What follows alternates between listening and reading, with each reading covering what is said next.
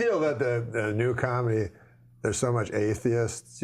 I feel that's kind of like the new hack comedy to me. It's always been that way. I'm not a proponent. I mean, I've studied religion in college, and I take my kids. That's where I got into physics. The chances of this thing happening, like by accident, carbon-based life forms, at heavy stars, deuterium, you get into the quantum physics of it. It's very peculiar that we're here at all. Yes. It's very peculiar that this worked like this.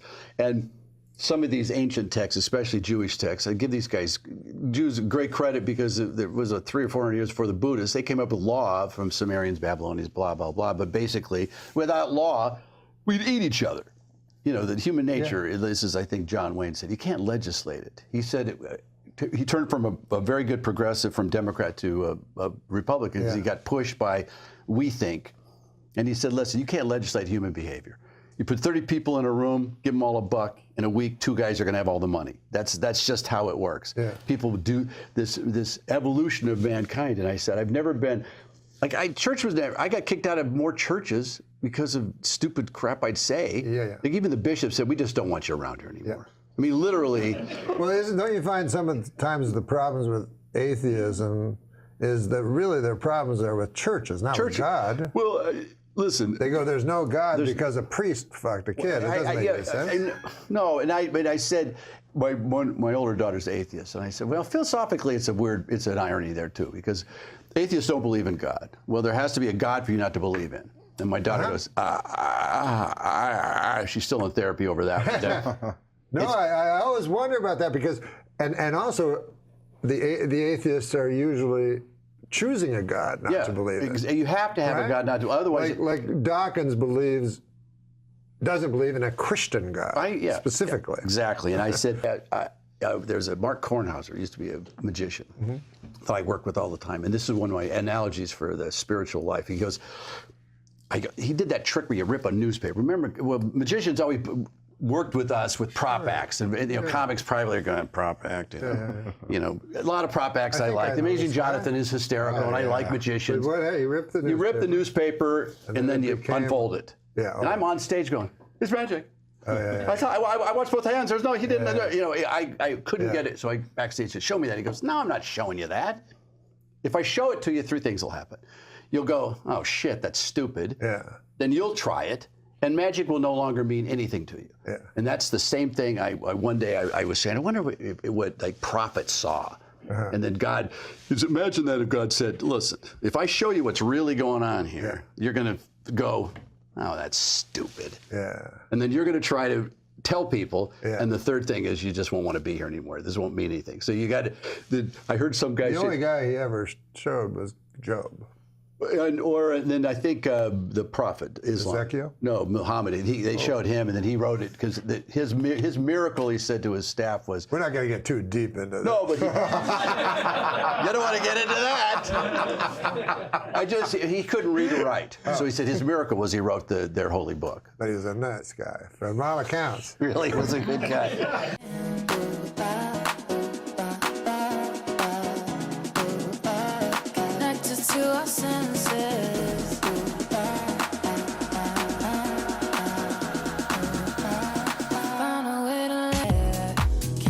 I actually got into an argument on the subway, and the guy quoted the Bible at me. That is not fair. Like, if you get to quote from your favorite book, I should be able to quote from my favorite book, right? He was like, men do not live on bread alone, Matthew 4:4. And it's like, everybody's a little bit magic, Harry Potter, chapter 7.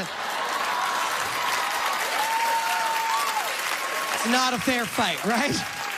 One of those books is a classic about a man who has sacrificed himself for the good of the world, and the other is the Bible. Do you know what I'm saying, people? I disagree. I don't think the Bible joke is brave at all. I think if you're going to take on an entire religion, you should maybe know what you're talking about. J.K. Rowling is a Christian, and J.K. Rowling famously said that if you're familiar with the scriptures, you could easily guess the ending of her book. Huh? Okay. I don't like it. I watch old TV shows. Yeah.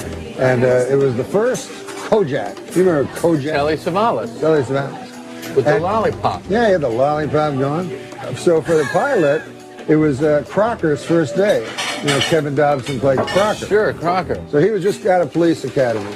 Green. They kept saying how green he was. And Kojak had been around a long time. He knew everything.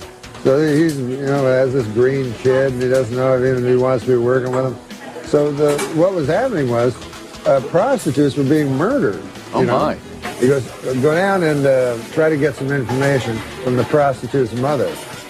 So a little while later, Crocker comes back. I talked to her mother. She wasn't a prostitute at all. She was a good girl. Yeah. So Kojak's seen it all, right? So he takes this lollipop. He goes, yep, she was a good girl. Mama's apple pie. The 4th of July. She was a hooker!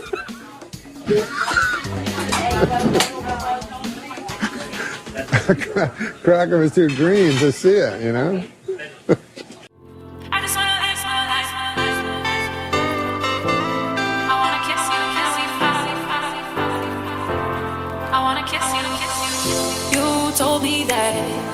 We should go our separate ways, but now. But what's interesting was at my Comedy Central roast that John Stamos was the roast master, and all of the comedians, and that's where beloved Norm MacDonald did his very memorable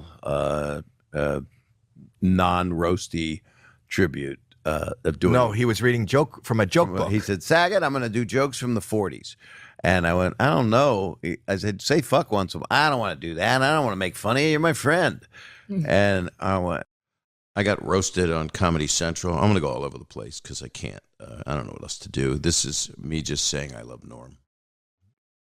When I got roasted, I talked to him a week before the roast, and he called me and he said, Saget, I can't, this is a bad impression. I can't help but do it, though. Saget, I can't say mean things about you. You're my friend. I don't even want to do it, but I'm going to do it because it's you. And so at the roast, he called me a week out and said, I'm just going to read jokes from a 40s joke book. And I said, Norm, that's fine. I mean, you know what you're doing, but you got to curse. I don't want to do that. I said, well, just throw in an arbitrary fuck now and then. Nah, I'm not going to do that. And then you get to the roast, and okay, so what you see usually with the extended cut, which is not what it is, it's just everything about Norm is the big lie. Bob, you have a lot of well-wishers here tonight, and a lot of them would like to throw you down one, a well. They want to murder you in a well. Seems a little harsh, but apparently they want to murder you in a well. It says here on this card. There's a 20-minute version. There's 20 minutes of footage where the people that were there know what happened in the room. Half of them did and half of them didn't because they didn't know what was going on because they didn't get it. But he was just taking the shot at doing, and people are like, this was the most brilliant thing, and it was.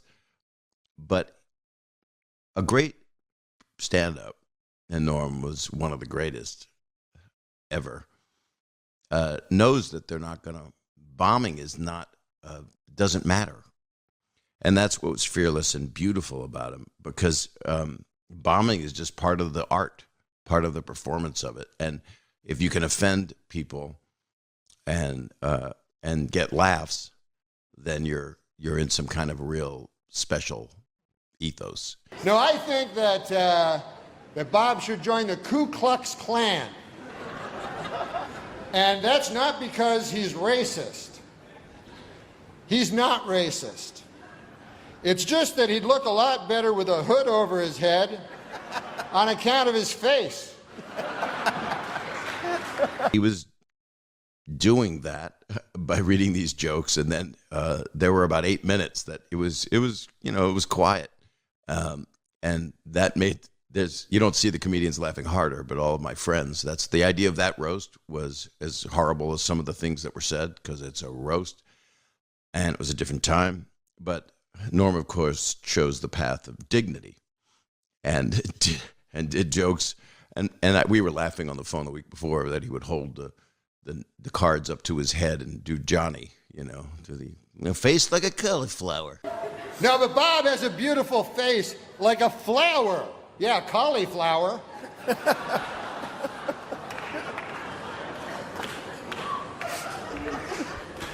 No offense, but your face looks like a cauliflower. But we were doing all that stuff because he idolized Johnny, as all of us did. And so they cut out the part that was bombing, and but it did. I would have loved to have seen the whole damn thing. I think the roast should have just been a bunch of people doing a bunch of horrible dick jokes and wow, some really wrong stuff on there, right? But it was funny for a lot of people. It's really split how you look at stuff from years ago, and people know what funny is. And Norm did the most brilliant thing, and I was so excited when he said, "I said you got a fucking dog face," and that if you look at the thing, I don't like looking at myself, and who does? But I like looking at me. But when he said that, that's when I was like, yeah, come on, start cursing. Just throw in arbitrary curses. Because at that point, he was digging out of a hole. That's what he was doing. But straight to the heart. I went a long time acting like I wasn't broken apart by you.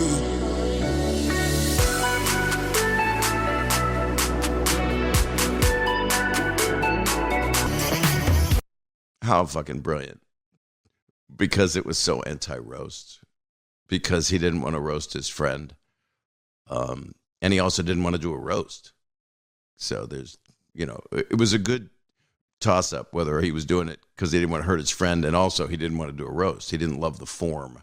He didn't mind listening to the old ones, but he wasn't equipped mentally or care enough to make fun of someone. It just, it seemed like okay, that's the joke. Making fun of somebody. Oh, great format.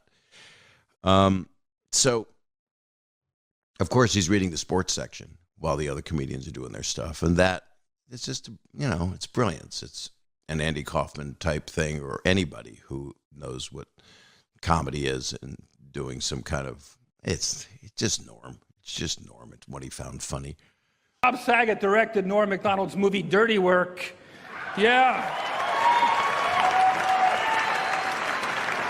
A move that transformed Norm MacDonald into a star, Buck's employee. And then at the end, and I thought about, do I play it on here right now? And the answer is no. You can watch it. You can see it.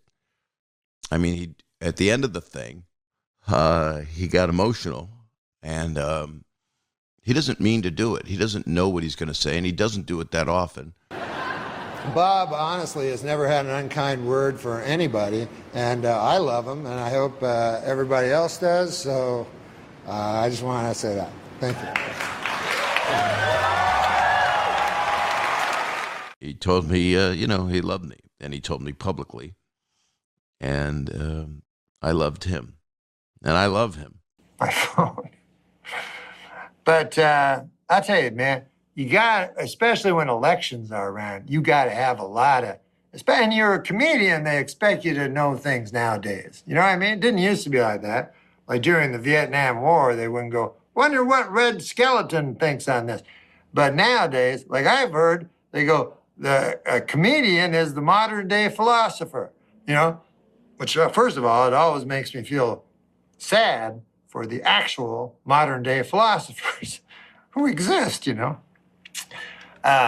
They're working, trying to come up with their philosophy, and they go, God damn, you ever hear of this nightclub comic? He's doing some very good work on tautologism, or what the hell you say. I hate fake humility. The idea of like somebody being good for the cause or the resistance or whatever. First of all, that's meaningless. The fucking, you got to go back and look at all that Norm Macdonald shit. That interview Norm Macdonald did where he was like, oh yeah, everybody thought Hitler was hilarious prior to him running to power, or like getting into power. There was comics about him and everyone thought he was a big joke. Yeah. And then he did the Holocaust. So there goes your notion of comedy being powerful. Yeah. That's like, the one where he's like, Norm rules. If you tell me one, right. If you tell me one socially relevant joke that's funny, I'll give you $1 million.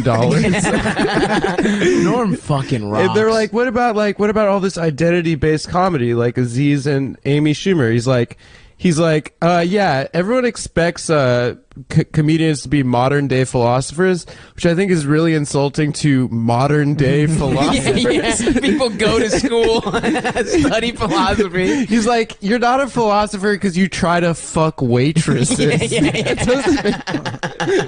I know, man. Norm So fucking good. rocks. He's the best. Is it really my fault? 'Cause you try to hit me with your pity till I can't trust, but I still push on. Got me changing my ways, trying to fit poison my. There was a thing I read about Woody Allen, and he went on the stage, and a lot of the people did much better than him, and he was upset, and his manager said, no, it's what you leave on the stage. That was his remark upon Woody Allen. And so I always thought, well, a guy like Andrew Dice Clay would destroy, and have me hitting the wall, as you say, but then afterwards, maybe you'd feel a little queasy.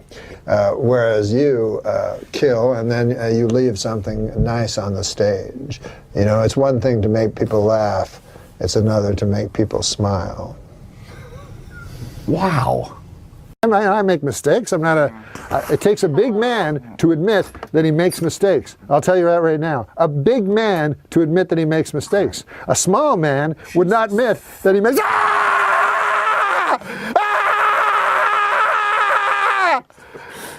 That's a huge. It's a snake! What can you tell us about this snake, ma'am? Well, did I mention that he bites? Yes! Okay. Well, other than that, he can swim in the water, and he's a very good swimmer. He'll hold his breath for up to an hour. You don't say. He bites, huh? Wow. It's really big. Well, that's because this guy over here is albino. Albino. Everyone makes fun of him. Oh, look at that. him and Adam Egan seem to be kicking it off. All right, okay. Okay, right. Well, Okay. we really have to be talking to Simon Hedberg, It's been quite a terrifying Lord. surprise. There we go. Yeah, thank you very much. Thank you very much. Oh my God. Oh boy. I wish those animals never existed. It was way cooler than those dogs. Yeah. Do you know, if it wasn't for those animals, we'd all be living in a garden. I'll tell you, that's the last time we have any animal handlers on this show. I thought it was pretty cool. It was pretty cool. No, I'm sorry. Well, I'll tell you, I don't know why I'm saying all this. We'll be back after the break with the great Simon Helberg. Ow! Ow! My leg! You all right? What the fuck, man? The snake's out. The snake, Michelle, come get the snake. Norm? Grab the snake. Norm, you all right? Grab the snake. My calf is all purple. I'm looking And I at it have now. I have 2 red puncture marks on it. Yeah, it's probably from where the snake bit you. That's probably from where the snake bit me? Yeah. Duh. Hey, Adam. Yeah. You remember earlier when you said that's probably from where the snake bit me? Duh. You have about 9 minutes and 15 seconds. Oh, God. Well, hold on. It's important. It says here it's important to remain calm, and you need to get your heart rate down. Let's check your pulse. So you're telling me that I have 9 minutes to live because snake venom is coursing through my heart. And at the same time, you're telling me this would be a good time to remain calm. Yeah. Duh. At least I gotta suck out the venom. Oh, okay, let's do it. All right, give me your calf. It's right on the calf there. All right. Oh, thanks, Adam. Yeah. Oh, yeah, you suck that venom out. That's nice. Suck it out good. Oh, yeah, that's nice. Oh, yeah, you fucking like that, huh? You like sucking that fucking pre-venom? Huh? No. Huh? No, I don't like it at all. No. I'm just trying to help you out. No, I understand that, but I meant to say thank you. Oh, Okay. Yeah, fucking suck that venom. Yeah, you fucking suck that fucking venom. Yeah, you want to spit it out? You got a fucking mouth load of it. I'll fucking shoot it out of your face, you fucking cunt. You fucking whore. Ah!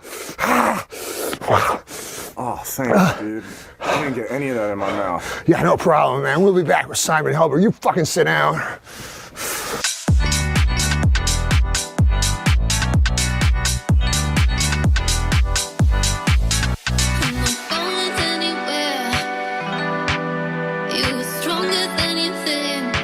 Welcome to Norm MacDonald Live, episode number 2. And tonight we have the great Tom Green on the show. We will be asking him questions, interviewing him.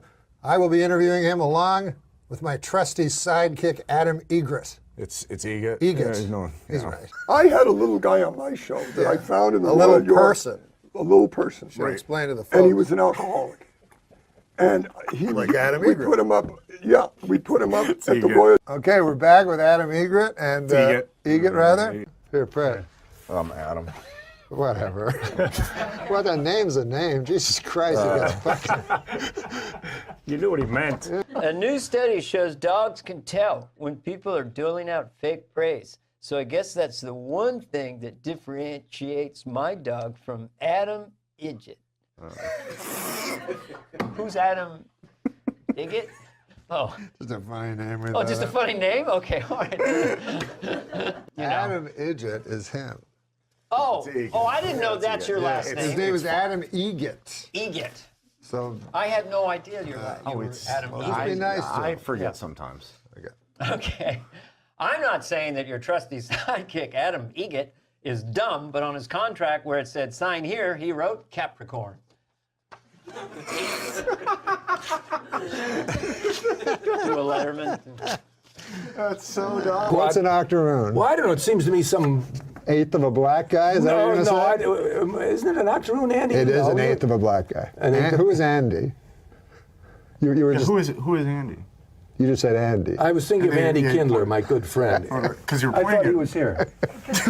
No, It seemed that's almost like it was Adam. point. Yeah, Adam. that's Well, fine. Andy and Adam. No, it's That's fine. great. It sounds close. Adam Yeah, Sandler, it's Andy close enough. Sandberg. Oh, You know boy. what I mean?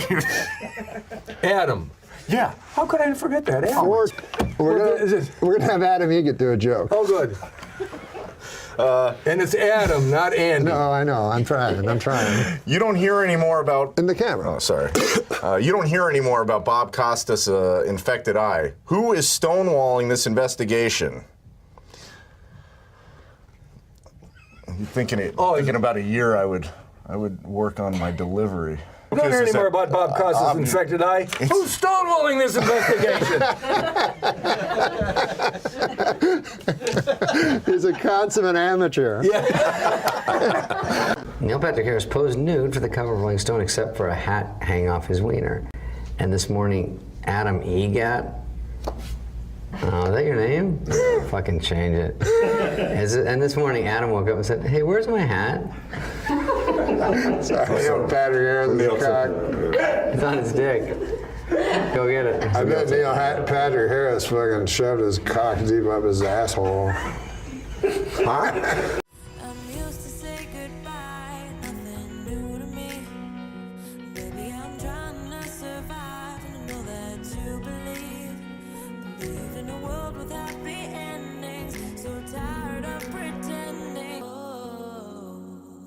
Adam Egret, who is, by the way, I'll just remind you, he's over here. That's him. Yeah.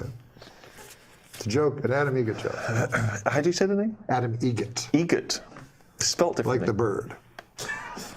That's Egret. Do you know what Adam Egret has in common with a guitar player? Adam Egget has in common with a guitar player. No, I don't know. They both love fingering minors. Now, okay, come on now. Come on now.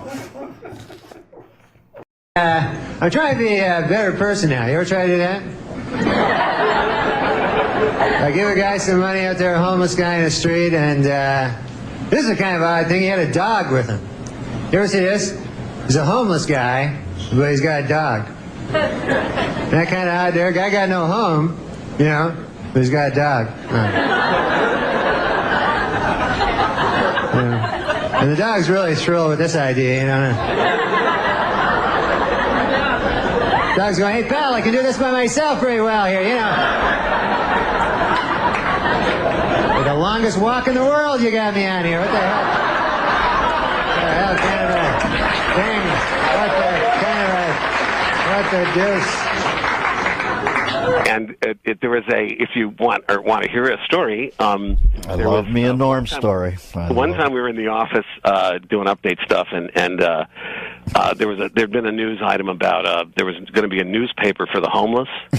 you know, and so we were thinking about doing some of that. So we started improvising. It was more of a scene, not something we could do on the segment, but it was like a tough kind of Perry White kind of editor going like, "You, Miller, I want 500 words on going to the bathroom in your pants.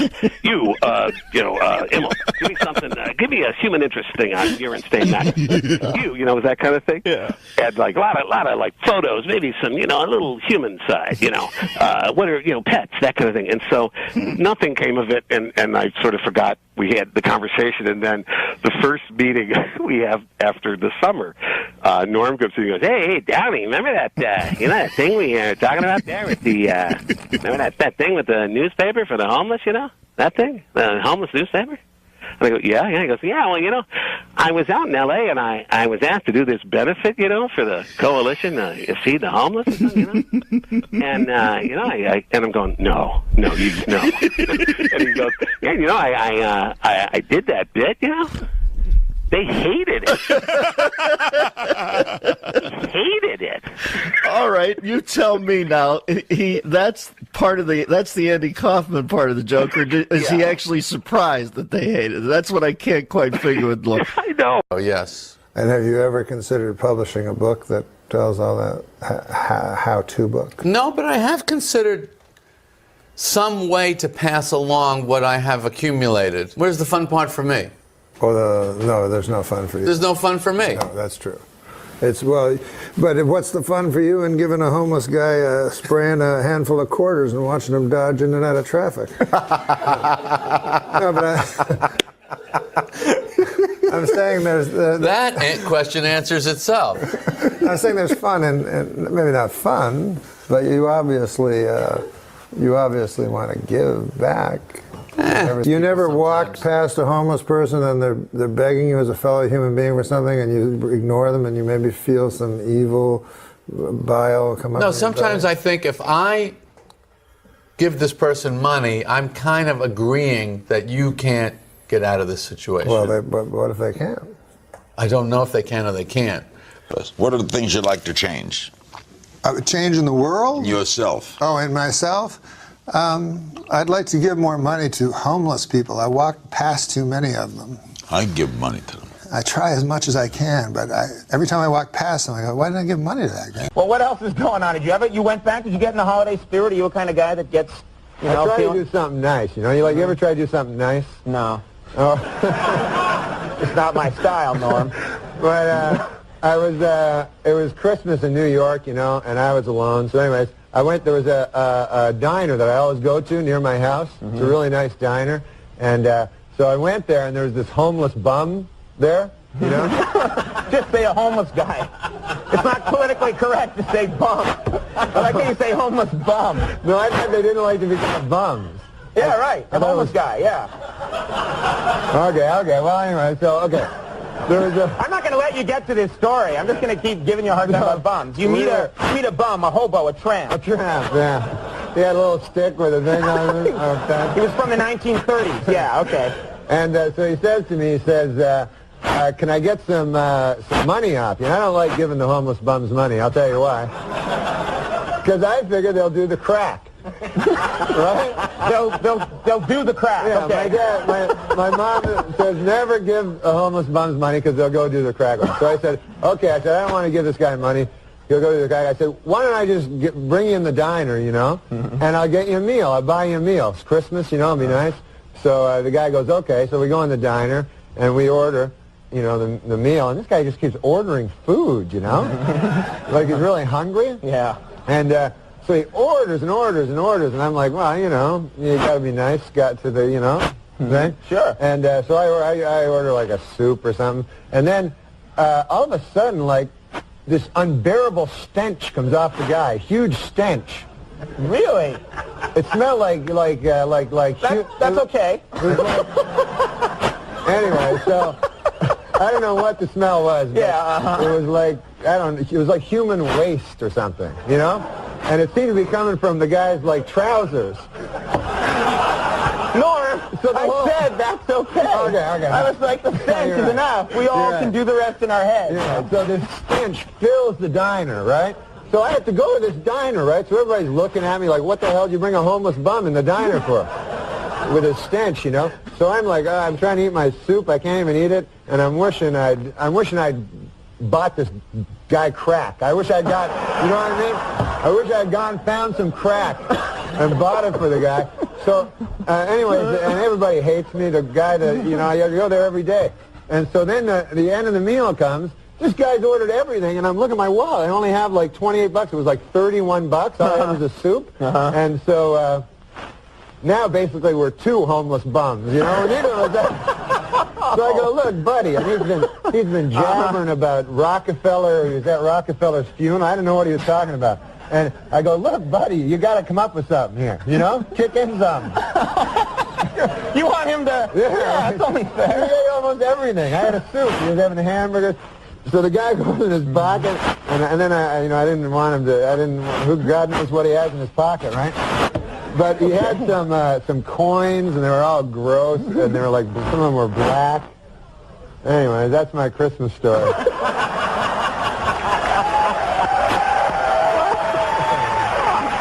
Man, wow! What a yarn spinner. You're a regular Garrison Keeler over here. And some of the coins were black. Good night, ladies and gentlemen. And you close the book and kiss your child good night. That's a nice story. I took a homeless guy, so I'm going to take you to this diner that I always go to. So I go there with him, you know, into this diner, sit down to get me a meal. Good God, if the guy, the unbearable stench of urine starts coming off this guy. So nobody wants that in a restaurant. No, you don't want that. So I'm like, all right. Everybody's like trying to eat, you know. So the guy orders this food, and I'm trying to talk to him. He starts telling me about how, this is his idea of a conversation, this guy. Starts telling me about how Governor Rockefeller is poisoning the pigeons right in the city. So I tell this guy, I go, what are you, retarded? I said, Governor Rockefeller. I said, the governor of this state is Pataki, Governor Pataki. He says, no, you know. He talked weird. He was like, the pigeon. He says, the pigeons are the cleanest animal you ever seen. I go, I'm not arguing with you, buddy, but I'm telling you, the governor's name is Pataki.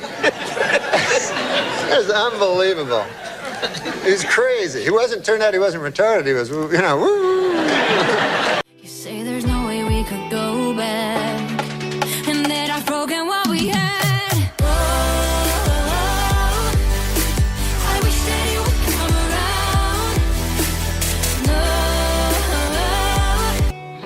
Now, Norm, you've had, Saturday Night Live has a really long, I used to work there. It's a long summer break, you guys. Yeah, it's like school. You get a whole summer off. It's pretty sweet. Have you been performing at all this summer? Yeah, I did. I've been doing stand-up, you know, at clubs and stuff. Sure. And, oh, man, I didn't realize how much, I forgot how much I stunk at it. Like, I'm not good, and everyone hates me. I went to this gig right in town. You ever hear of the Bowery? Yeah. Yeah. You know that place, right? Sure, yeah. I've heard of it. Yeah, it's Skid Row. Mm-hmm. And so there's all these homeless bums on the street and everything like that. Yeah. And you have to go through it. So I went to this club, and I bombed. They hated my guts, so I was all mad. You know, I get mad when I don't do good. And then, so I went out of the thing, you know, I walked out. You walk like that, really? Yes. You've got that problem, I remember. So I walk out of the club. So I get out. And this homeless guy, you know, this bum, he starts walking beside me, bugging me, you know, hey. You're not supposed to call them bums anymore, no. Yeah, but anyway. Hobo, you know? A tramp. Yeah. Okay, riding the rails. Yeah, right. just a layabout. And he's like coming up to me, and he's like bugging me. I want money. They always want money, you know? Yeah. They never have money, you know? So, that's the problem with them hobos, yeah. So they're like, hey, give me some money.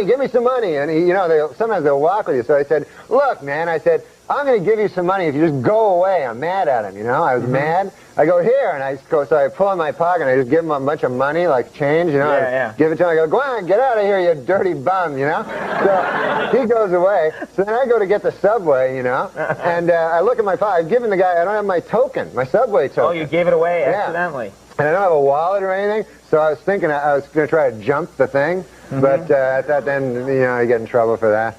So I said, I got to find that bum. The homeless bum, you know? So I have to go back, and I'm walking back the street, and there's all homeless bums. They're all lying there on the street. And I don't know which one is which. I can't remember. So I'm like lifting up guys' hats and stuff, you know, and looking under newspapers. So finally I find this character. I go, hey, you. I go, give me some of that money back, you know? And he's like, no, go away. He's turned mean, you know, because I was mean to him earlier. He goes, get out. This is like a biblical tale. Yeah, okay. The New Testament. All right, go ahead. I felt sorry for him. He had no place. And so I go, okay, forget about it. And I go to turn around. And then I grab his cup like real quick and I start running. I like how your running is like walking, just turned up like 10 degrees. Okay. So it was great. I got and then I felt bad though because when I looked through, I had like about $1 more than I gave him. You know? Oh, that's not right. That's not right at all. Yeah. That's terrible. Yeah. Well, sometimes they say if you give, you'll receive more in return. That's the sweetest story I've ever heard. I'm all choked up now. Now I heard also you've been you did a little cross. Probably just down on his luck. Yeah, that's what happens. Why'd you feel you had to throw that in? I don't know. You know. I read books on the Great Depression, and they seem cool. But I would like to, it would be fun to go, I don't even like my wife anyway, and I don't got no money. I'll just get a stick and a pouch and head out. No one does that anymore. No one ties a rag to a stick anymore. And what are you going to do? You're going to find a partner is what you're going to do pretty quick if you value your life. Really? Yeah. You see, people, it's all going to be different once the Great Depression, because my dad used to tell me about the Great Depression. Like, if I had money to invest in right now, you know what I would invest in? Guys jumping off the top of buildings. You think that's not going to happen, but soon that's going to be very big. And then those guys won't be powerful anymore because most of them will be dead and the rest severely crippled. And so the powerful guys will be the old hobos. The hobos from olden times? From the original Depression. Oh, okay. Those guys are still around? Some of them never gave up the life. Okay. And they use that stick for more than carrying a pouch on, I'll tell you that. I don't even know what that means. What that means is they'll drive your head, they'll, like an overripe cantaloupe it looks like. What? Until... What the hell is that? They'll club you to death for a sandwich. Oh, my God. Well, thanks for spelling it out for me. All right. So you're afraid of these hobos? Well, of course I am. You really think these old hobos from the Depression, you think there's any one of them left? Yeah, there's Kitchener Leslie. What? He's an old hobo that's waiting and wait for his time. You'll know all about it. You just wait. Hey. You will literally say anything. Barbara Walters is planning to announce her retirement. What's next for Babs? Death. The old Norm MacDonald is back. Hey, Barbara Walters is retiring. I can understand why Barbara Walters is retiring. It must be exhausting occasionally appearing on The View. Right? We're fucking going on the road doing all kinds of shit. Yeah, doing her shit acts. Not you. Your act's good. It's pretty shitty. But she gets to sit there. And just fucking talk. Yeah, just yap. The fuck? You ever been on that show? I've been on it so many times. You know, I'm against... Barbara Walters never listens to me. I have to talk to Sherry Shepard. Fortunately, we share views on dinosaurs. But I can never get that lady, the old lady. I like The View. How do you have a person on a show that believes the Earth is flat and men lived with dinosaurs, and you keep them on the show? But come on. What's your dream view? You mean the show, The View? Yeah. The Who guests? what 4 or 5 ladies would you want on there? Ooh, that's a great question. Susan Yeagley. That's your wife. You didn't even recognize her name. It's your betrothed. Betrothed. No, I recognize her name. No, I would like to see. Who do I like on that show? That's good coffee. Joy Behar reminds me. You know what? You know how old Joy Behar is? Well, I don't think she wants you to tell everybody. It's in her Wikipedia. Oh, she's, I think, a lot older than 70. I thought. Yeah. That sounds, she looks great. That sounds about right to me. 70? No, I didn't think of her as 70. Jesus Christ almighty, when did she break? 50? I like her. I like her too. She reminds me of like your old aunt or something. Yeah. With her funny opinions. You know what I mean? The View is a bunch of this is fucking. What kind of henhouse horse shit is that? Oh, I saw one in the bathroom. I went to use the bathroom. Oh, I threw some in the garbage. Don't tell people that. That you threw all the racist ones away. And then one other one that was about the View, because it was. Did you go through the garbage and find the old joke? When there's a joke, it was in the garbage, and there was one. Yeah. I just went. It was clean. It was sitting on top of paper towels, so I pulled it out. I read it, and then there was another one. I'm like, well, there's another one, and another one. There was like about 4 jokes. The one I remember was the View. Wait! I don't want to do View jokes because if you start a battle with Joy Behar, you're not going to win. No, you'll win easily. But read this one. read this one. Read this joke. I will, but why did you throw the one about the View away? That was the one I'm like, well, this one's kind of, it made me laugh. And I'm like, well, I wonder why. I didn't know you Because threw our them standards are so high that even that one didn't make it. You didn't think it was funny? I thought it was very funny, but not funny enough for Andy Dick. It's pretty funny. We're going Plus, to save I know it for next week for big fat Bruce Valanche. You're allowed to say that because you're fat. That. He's allowed to. No, I'm a fat guy like him. So he's allowed to. Like, you probably are afraid of Joy Behar, aren't you? Who wouldn't be? She's a little bit of a firecracker. Terrifying. She's funny. Yeah. She reminds me of like your aunt that tells jokes at the fucking Thanksgiving. I'm gonna go get that joke because I Oh my God. Because the way they wrote it was pretty funny. Oh, maybe you should tell a joke.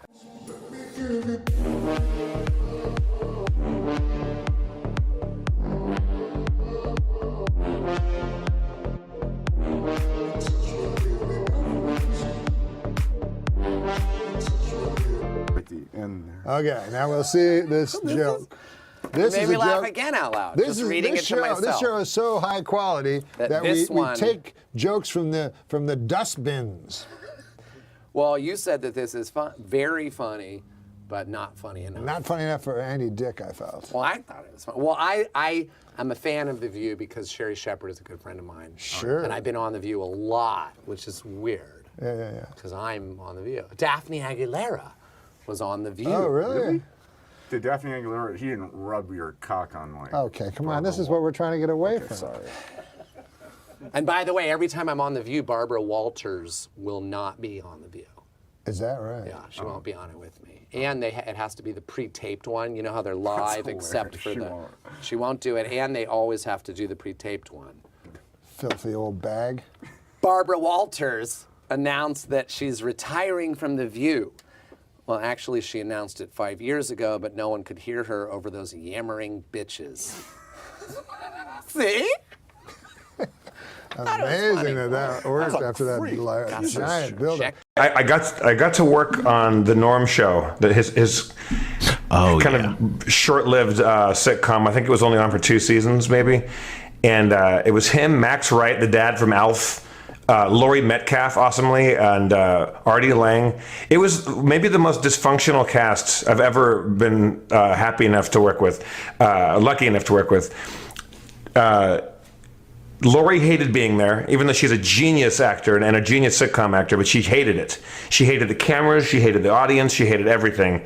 She just wanted to move back to Chicago and do theater with her daughter at the Steppenwolf. Max Wright is a crazy town. He's the guy that would miss table reads, and he would just be like in New Hampshire in a ditch, like his car driven off the side of the road with a lap full of empty champagne bottles. And then he was famously on the cover of the National Enquirer, one of those rags, hidden cameras, doing crack with gay homeless guys. Awesome stuff. Ditches, they're not. Ditches used to be a happening spot, basically up until maybe the 1970s, I want to say. Things were going on in ditches, but now, it's, it's trash or nothing. Yeah, it's all, these days, it's all ravines. It's mostly a ravine kind of situation now. Back in my day, we had a ditch and we were happy about it. Yeah. Luxury. We used to dream about being in a ditch. So on the night of the show, because Norm didn't really rehearse that hard. Laurie Metcalf, on the other hand, because she is a consummate professional actor, she really rehearsed. She took notes, and every rehearsal throughout the sitcom week, She was trying things out and really like digging in and like experimenting and exploring. And everybody else is like comics and lazy, and you can I'll be funny on the night. And Norm didn't really rehearse that much. And before the show, this is the first time I'd ever seen a sitcom do this. And we were shooting at Warner Brothers. And also, if the police are on their way, Spencer, make sure that you warn a brother.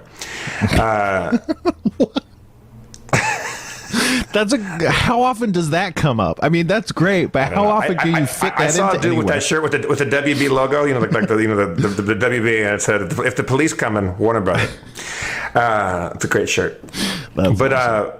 We met in the green room where normally it's reserved for the network exec Mucky Mucks to watch the show and pass judgment from on high. The whole cast met up there, and guest stars like myself. I was just a guest star on it, and to do a speed read before the show, which I'd never seen before, like to really speed read the entire episode. And I got the impression that it was basically for Norm. That then is this story ringing a bell to either of you? Did I just tell this story on the show? Not just, but yeah. Then you said, like, weren't you talking to Artie Lang about how he how he just gets blasted and gets like to me it sounded like I imagined like a moving dolly, and he was just like on the dolly, and he just like rolled him in. No, I don't know. He was gone for like an hour and a half. The audience was loaded in, so I know I'm repeating myself now. But we were all worried about it, Norm. I'm like, does this happen a lot? And Artie offered me a cigar. I'm like, I don't smoke, but can I take one for a friend? He's like, yeah. He gave me this nice like Nat Sherman cigar. And or like little cigarillo kind of thing. And if you can imagine, I knew Artie a little bit, but Artie was like, he seemed like the level one, like the level-headed guy in the cast, comparatively to everybody else in this weird-ass group of people. And Norm came in, he had done a bunch of Xanax, and then when the taping started, he was perfect. He was absolutely perfect. There's a good story Sam Simon told me, because Sam Simon was executive producer on that show. And Norm, as funny as he is, one of the greatest comics of all time, and certainly a comics comic, and he will certainly be missed by everybody. He's goddamn, he's funny.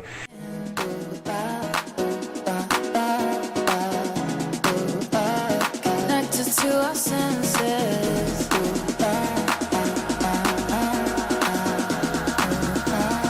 Found a way to let you share. Norm's not a great dramatic actor, apparently, and there was a scene when he fucks up like his love interest in the show, and I'm blanking on the actress's name, but he steps in it. He does something stupid, and she's like, you know what? I don't ever want to talk to you again. Like this is over. I was like, you know, fuck you. This is the end. And she slams the door and walks out and slams the door behind her. And that's the end of the scene. And I think that was a commercial break. And Norm in the script is supposed to look very sad. So she would do the line in rehearsal, and she would go, I never want to talk to you again. Slam. And then Norm would just stand there. And just waiting for someone to yell cut. And Sam would go, okay. So Sam geniusly found a way to make Norm act sad. Sam took his watch off and took his wristwatch off and placed it on the floor about 5 feet to the right of Norm. So when the actress, he goes, Norm, when she leaves, watch her walk out, slam the door, take a beat, and then look at my watch. So that's how they did it. Like teaching a dog to act. But that's another. And then he just went, and it worked. Fucking genius.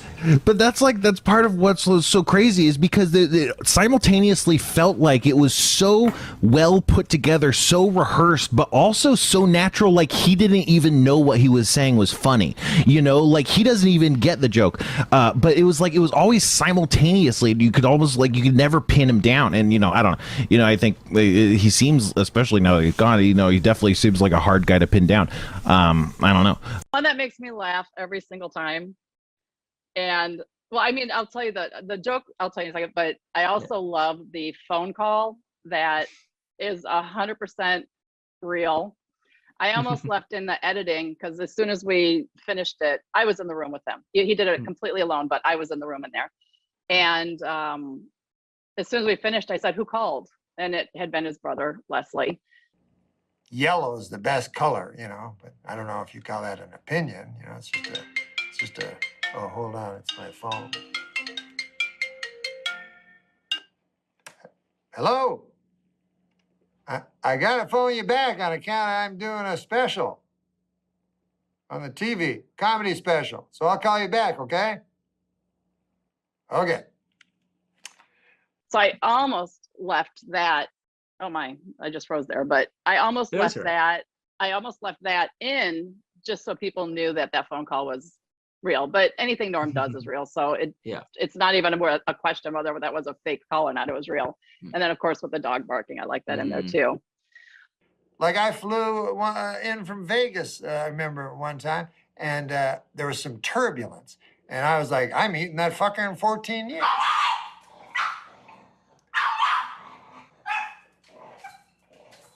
But Hail the Sluts makes me laugh every time. You know, for she's a jolly good slut. So anyway, that's my joke that makes me laugh every time. And you know what I was way ahead on? Slut shaming. I was always against that. I remember telling the fellas in high school, I go, guys, I think we're making a big mistake by shaming the sluts. You see, here's what is my concern. I feel if we shame them too much, they might stop becoming sluts, you know? And further ladies might not want to be sluts either. I have a different idea. Other than shaming the sluts, it's a bold idea. I say we take the sluts and we put them on our shoulders and we go, oh, hail the slut. Oh, for she's a jolly good slut, that kind of thing, you know? So I was way ahead of it, man, way ahead of it. I just wanna live my life. I wanna kiss you, I wanna kiss you. You told me that we should go our separate ways, but now you're back. My life without. His mom, he mentions in it that he had a place for her nearby. He did. She's in Canada, so she would spend winters in Los Angeles, and he got her a place nearby him. And so he really did have, I know, of course, it's a joke. There's a punchline there, but the reflection on his mom is real. Yeah. Last month, an 80-year-old Albuquerque woman was awarded over $2 million in damages from McDonald's after she spilled some of their coffee in her lap and suffered severe burns. As a result, McDonald's this week has put a warning label on its coffee cups that read, "Caution, do you think you can manage to avoid pouring it directly on your crotch this time, you senile old hag? Think you can manage that, huh?" A California man has sued McDonald's, claiming he contracted AIDS from one of its pork sandwiches. McDonald's disputes his charge, but the man insists, quote, "That sandwich gave me AIDS just as sure as I'm a male prostitute."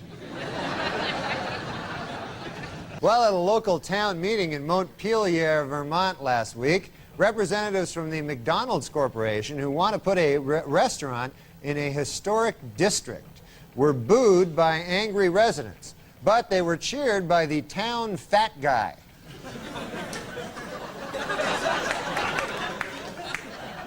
Every town has one, the town fat guy. Yeah, the big news story this week, have you seen those ads for Ronald McDonald is growing up? Yeah. And they have him in a discotheque and stuff. And They show him in more adult situations. Right, he's trying to grow up.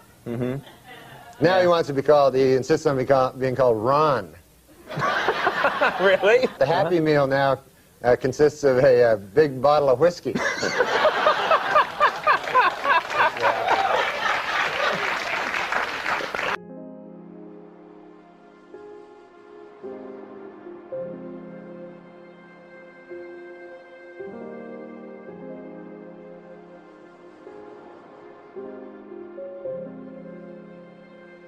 Judge Lance Ito this week barred all potential jurors from reading Faye Resnick's controversial new book, Nicole Brown Simpson, Diary of a Life Interrupted.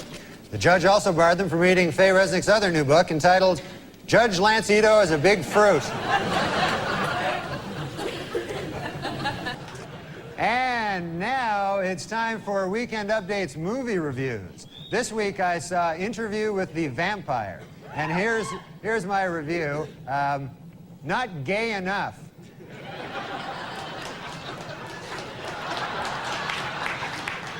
This week, a court banned gays from marching in Boston's St. Patrick's Day parade, but they will still allow them to be beaten up by drunken Irish guys. I'm afraid to know what you're applauding at there. Okay. Meanwhile, Elton John continues to deny rumors that he is engaged to his tennis racket.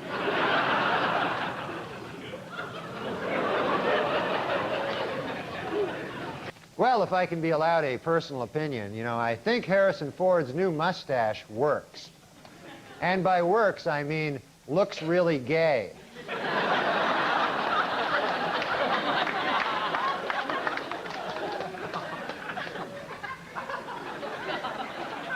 In overseas news, an attempt to lift the ban on gays serving in the British Armed Forces has been defeated in Parliament.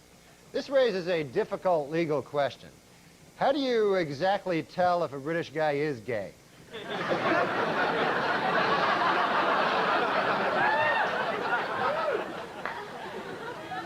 In an interview in this month's Vanity Fair, actor Tom Cruise attempts to end once and for all rumors that he is gay.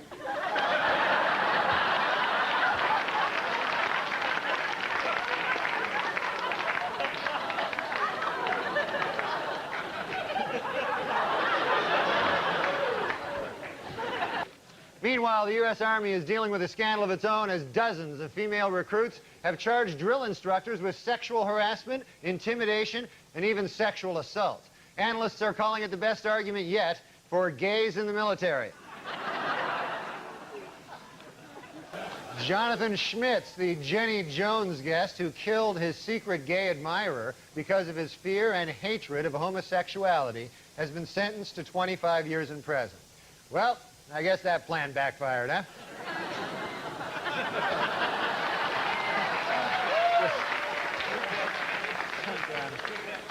And it's been reported that Keanu Reeves is engaged to actress Amanda Decadina. Asked to comment, Keanu said, "What? I thought I was gay. I'd always heard I was gay. Beginning in March, DC Comics will change Superman's traditional red and blue costume to a new form-fitting bodysuit. The problem with the old costume? Not gay enough.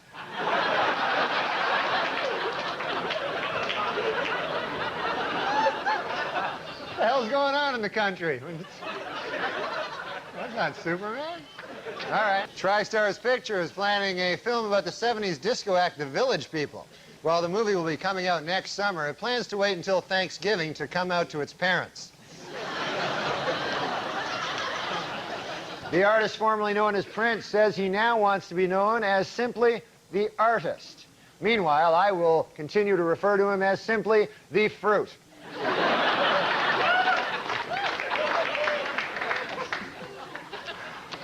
In other music news, several major acts are on tour this month, including the Counting Crows, Metallica, and the Fruit. A study on weight loss revealed this week that women who participate in a weekly diet program lost 50% more weight, snacked less, and bought more fruits and vegetables than women in general, which just goes to prove my new theory: Richard Simmons is gay.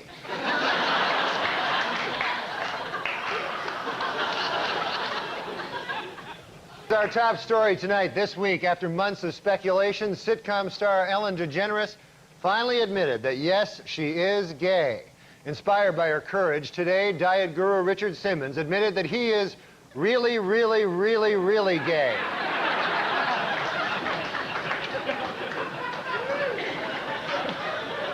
Here's the problem with taking pictures. Yeah. Photographers are largely flamboyantly gay. Right. And so then when they take, a good look for them is a flamboyantly gay look. Right. So when they take their picture, your picture, you know, they want you to look flamboyantly gay, and then you're like, can I look a little less flamboyantly gay? And they're like, no, this is good. I'm like, I'm wearing a dress. Well, again, it's tonight and tomorrow night. The Comedy Works in Larimer Square. Thanks so much for toughing Thanks, it out man. without coffee. Oh, It's this great to was meet fun. you. Thanks a Norm. lot. All right, on over. Excellent suit. Thank you. Yeah, it's Yeah, I just like that one. brand new. Oh my. Let's get back over to Angie and Chris, please. Wait a minute. Norm, what is wrong, Norm, with flamboyantly gay? Yeah. I ask you. I ask you, Norm. Hit a little close to home this morning, didn't it? Did you see this outfit? Did you see this thing? This is what you should have worn for the headshot, Norm. Come on. Panache. It is cool. Huh? Come on. You wore that between what he's wearing now and ending up in the dress. That was halfway. It is cool. Norm could have worn this. Oh, yeah. Wow. Hey, Johnny Weir called. He wants his outfit back. Oh, hey now. He's talking to you, too, not me. I don't know who he's talking to. I don't know. Maybe he's talking to me. Because Johnny Weir would look fabulous in this. Look good in either one of these outfits. Yeah, see.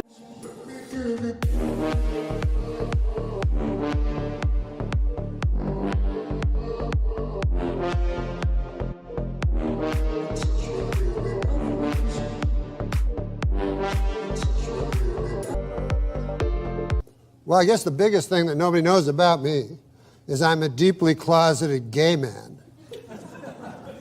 What? I mean, you're a gay man? I'm not gay. I said I'm deeply closeted. I'm as straight as an arrow. What's something people don't know about you? I'm a deeply closeted gay guy. No kidding. Well, I'm not coming out, though. Wait a minute. What are you revealing here today? I'm not revealing anything. I'm saying I'm deeply closeted. Well, that means you're gay. Well, I wouldn't say that. Why would I say that? I'm deeply closeted. So you're a gay man who won't admit it? No. Do you know what deeply closeted means? Yeah. It means a man who will not acknowledge that he's gay. Yes. So I'm telling you, I'm not gay. No, but that means you're very, very gay, but you don't want to come out. You're so closeted. That I refuse to say I'm gay. Right. Exactly. But doesn't that mean you're gay? Hey, easy, buddy. Oh, this book will reveal much. You know, on your last show, I came out as a deeply closeted gay man. Yeah. And I'm not gay. But David, on one time, this is a true story, and Dave, you'll attest to this, bought me a beautiful leather jacket. Oh, that's right. Well out of my price range. Mm-hmm. Now, I'm no one to take charity. I am not one to take charity. I'm saying I sucked him off. Surprise ending. You're making me out to be Hal Holbrook over here. And then you mentioned before, Norm eventually got fired, and the rumors were that it was too many OJ jokes and that sort of thing, which is ironic because you told me that wasn't really a rumor. I mean, that's why. Yeah. Now, a lot of people don't realize that Norm could have stayed if he had agreed to let them fire Jim Downey. Ah. Jim is one of the best writers in the history of the show. He had been head writer for many years, but he could have stayed if he had agreed to fire Downey. And people ask me, well, why didn't? And he never. And I'll tell you another thing. You talk about Norm. From what I know, I don't know anybody. I mean, I was in touch with Norm, but I hadn't seen him in a while when he. When I heard he passed away, I certainly didn't know he was sick. I'm sure his producing partner and, really like a best friend, his Lori Jo, I would assume she knew. I don't know if he told his family. Norm never told Jim directly that he could have stayed at SNL if he fired him, but wow. Jim heard it from other people, not just me. It wasn't even a thought that he was like, oh, they said I could keep doing it without Downey, but I'm not doing that. Yeah. It wasn't even a discussion. I don't know if that answered, I don't even remember the question. No, we were talking about OJ, and actually it reminded me. OJ. Oh, yes. Look, it was Don Ohlmeyer's friend, and we just kept hammering him, right? What about you told me that I'm in New Canaan visiting my little son, and the first thing I see is the sound was off on the TV, and he's sitting in his high chair, and he was like 2 years old, I guess, and so he looks up at the thing, and there's Chris Farley, but with the sound off, he didn't know exactly what it was. He starts laughing hysterically just at the sight of Chris Farley, and then the phone rings, and it's Mike Shoemaker from the show, who's a producer at the show, and he says a couple things: Chris Farley's dead, and you and Norm were fired. Wow. And so apparently, and later, guess what? It was like 3 years later, Norm told me, and he had never said this to me, because if our positions were reversed, I would have said it right away. He said, they told me like it wasn't, that they were only firing you, that I was welcome to stay. And I said, I won't do it without Downey. And so they said, okay, motherfucker, be our guest. So that's how Norm came to be fired. He went out of solidarity with me. So well, I think it's probably smart because you made it. You guys together were really good. It probably would have. He would have been. He's fine great, without but me, you're great, right?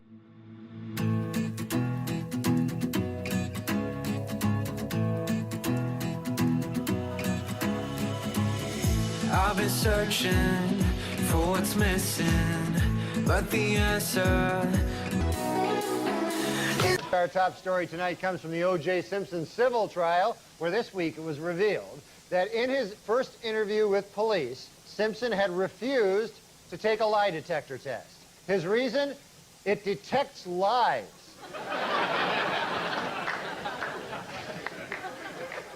This week at the O.J. I love my mother, She lives right beside me here. She's great.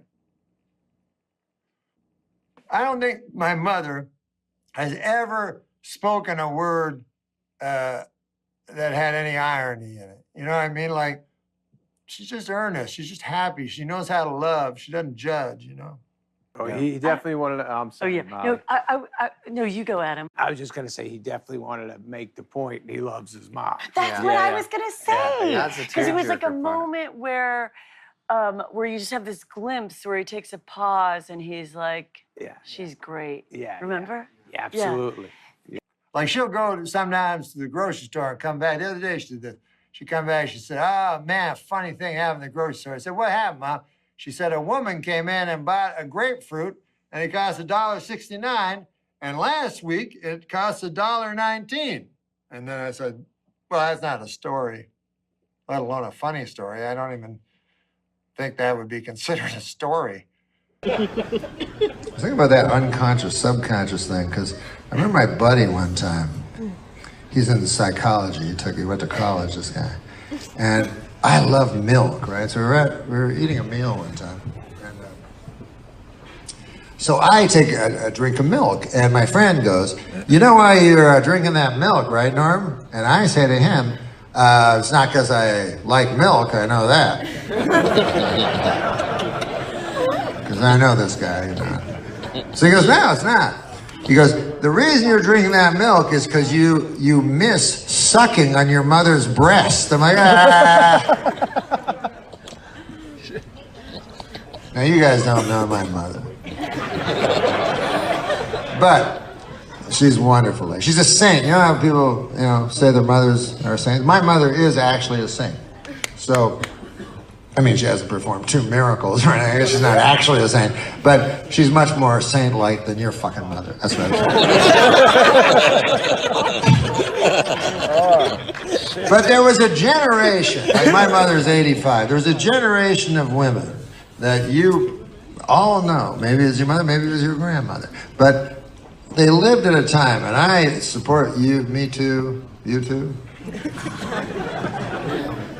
More than anything, because, for the young girls, it's going to be fantastic. But no one like my mother will ever exist again. And it's just this generation of women that were so like selfless, and like my mother would be, you know, the type of woman, like at dinner time, everyone's eating and she's in the kitchen, and everybody have a second, you know, are you sure? And then, oh, but the turnips, you know, and wanted to make sure everybody got, and then she would, whatever was left, she would make a little plate for herself, you know, and that's what my mother was like, still is like, she lives right beside me. Her eyes shine love. I've never heard her say a phrase that had any irony flecked in, you know? She's just been so happy, you know? Like she'll come back to the grocery store, she'll go, Norm, the funniest thing happened at the store. I say, what happened, Mom? She says, there was a woman buying pineapple. It was $1.69 last week, and this week it was $1.19. I'm like, that's not a story, you old bag. What the fuck? The story has to. I don't say that, but I would trade places with my mother in a second, because all she knows is love. You know how to love people. That's hard, man. That's hard. I forgot why you brought that up. Oh, I remember. I don't want to suck her tits.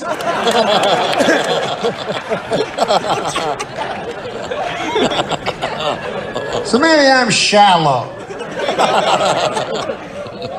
I want to suck my tits, all right? So anyways, I'm having this discussion with this guy at the fucking restaurant, and now, after he tells me this, the milk is still there. And what the fuck am I gonna do? Guzzle it? Milk, you know, I can't just leave it there. It was the worst. Whatever. Oh, and then it came time to order our entrees. You know what this guy gets? 2 meatballs and a banana. I'm like, hey! Wait, wasn't even on the menu. Like he had to. What's good for the goose is, this is just absolutely. I read about that subconscious, unconscious. They said when you pick a president, this is an election year, this is kind of some word. Apropos. You ever say a word, you go, I hope this is what it means. Straight to the heart. I went a long time acting like I wasn't broken apart by you.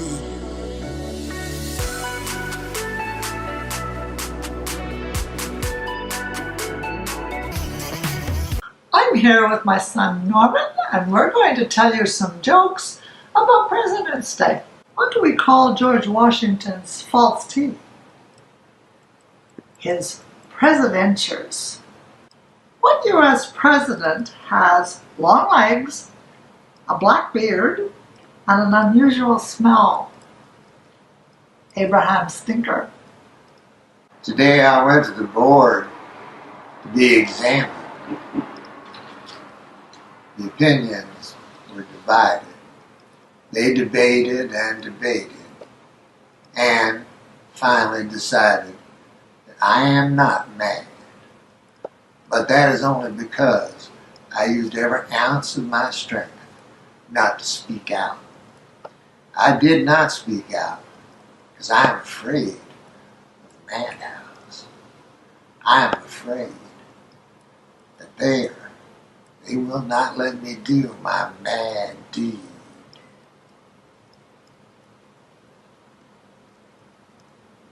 What would George Washington be if he was alive today?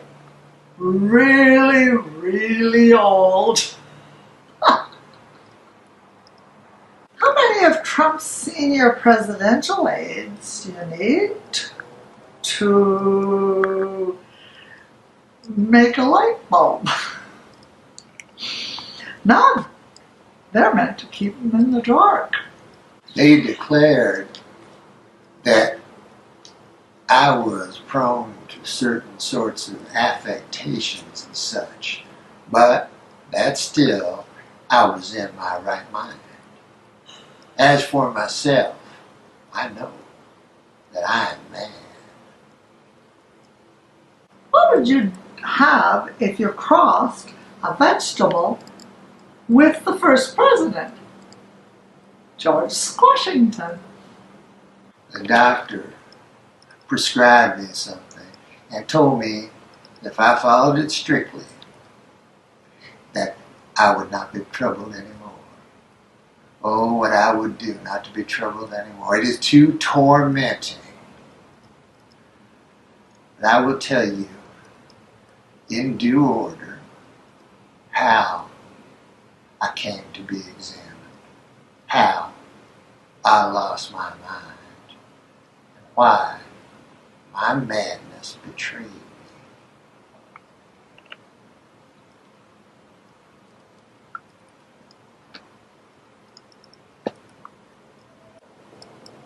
Happy President's Day. Hey everybody. Business news, Facebook founder Mark Zuckerberg is facing a $1 billion tax bill this year. Now that's he pays $1 billion in taxes? In tax. That's a lot of money. Good problem to have, right, Tom? That's not bad. God damn. Absolutely. $1 billion. $1 billion, that's more than my dad made in his lifetime. Yeah. Unbelievable. This guy's carping about that. How old is this guy? I don't know. I think he's in his mid-20s, maybe? I have to look that up. And most of these, I feel these rich kids are unknown. Yeah. You know what I mean? Like he's known because of that movie. Yeah. But I think most of them, I think that these super billionaire guys keep themselves unknown so we don't find out and go to their house. Oh, yeah. Don't He's you probably not the real, he's just sort of like the, there's much bigger billionaires. Do you think there's bigger guys? I think they're living on an island somewhere. Yeah. They're just running everything. Because when you hear about it, how much money the richest guys have, nobody, I know Sandler, he doesn't have nearly that much money. You know what I mean? And he's the richest guy, and he's super rich. Yeah, if you had, you probably don't want to make a big show. No. Yeah, they probably have the cure for cancer. They're probably selling all the, all the drugs that we're all taking, all the drugs. They're selling all that stuff. They got all the cures. They're living on an island. The United Paramount Network's new show, Star Trek Voyager, finished in first place Monday night with a 14.7 rating. For those of you who don't know, one rating point is equal to 950,000 nerds. Well, this week, world chess champion Garry Kasparov defeated an IBM computer in their 6-game chess series. Experts are calling the encounter between chess wizard and supercomputer historic because, for the first time ever, it brought together both geeks and nerds.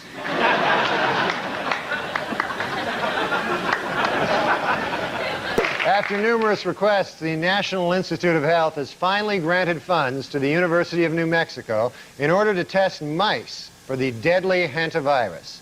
Although I'm sure the government would have acted a lot sooner if instead of mice, the hantavirus was killing off rich white guys.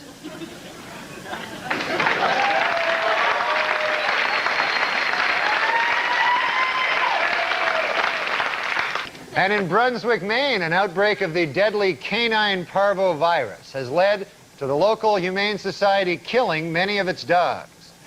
Gee, I wonder if the Humane Society would kill off victims of canine parvo if instead of dogs, they were rich old white guys.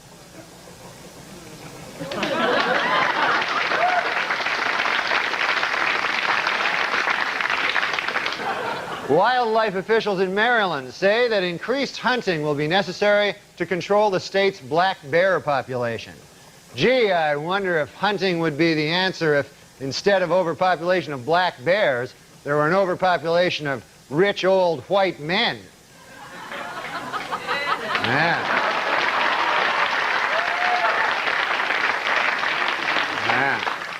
Then I wonder.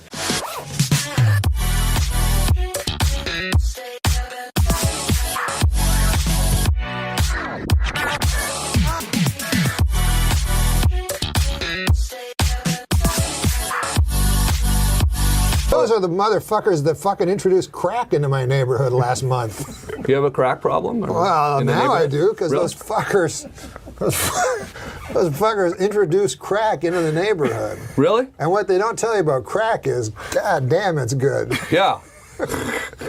Where in your neighborhood there's a crack? Yeah, it's huge crack. So you can just step out the front door now and there's a crack readily available now? Well, I sell it. Yeah. But I'm using so much of it now. Yeah. But I'm still getting fat. Yeah. Well, I don't quite understand. How is that even possible? I don't know. I was going to ask you I have to that. talk to a gastroenterologist. You don't have any now, do you? Any crack now? Oh, no, I don't know. Yeah, Well, you after you do it for a while, you do not share. Yeah. I learned that one the hard way. You go, I'm out. But meanwhile, you're not out, and you do everyone else's crack with them. Yeah. And then you sneak off into the bathroom and do your own crack. Right. Yeah, just good idea. Yeah. That's... morphine's good too. There's one called crocodile. Have you ever heard of crocodile? No, I haven't. In international news. You said you'd rather play Frogger than have sex. Oh yeah, well you have to know Frogger, you know, it's a game. It's an arcade game where a little frog has to go across the river. Yeah. And they have like little logs that he has to, and sometimes the log's a crocodile and tries to eat him. You're like totally into that? Yeah, I like a lot of things better than sex. I don't care for sex that much. See, that's the thing with me too, because I'm totally bored. I don't have any, what's the matter? Yeah.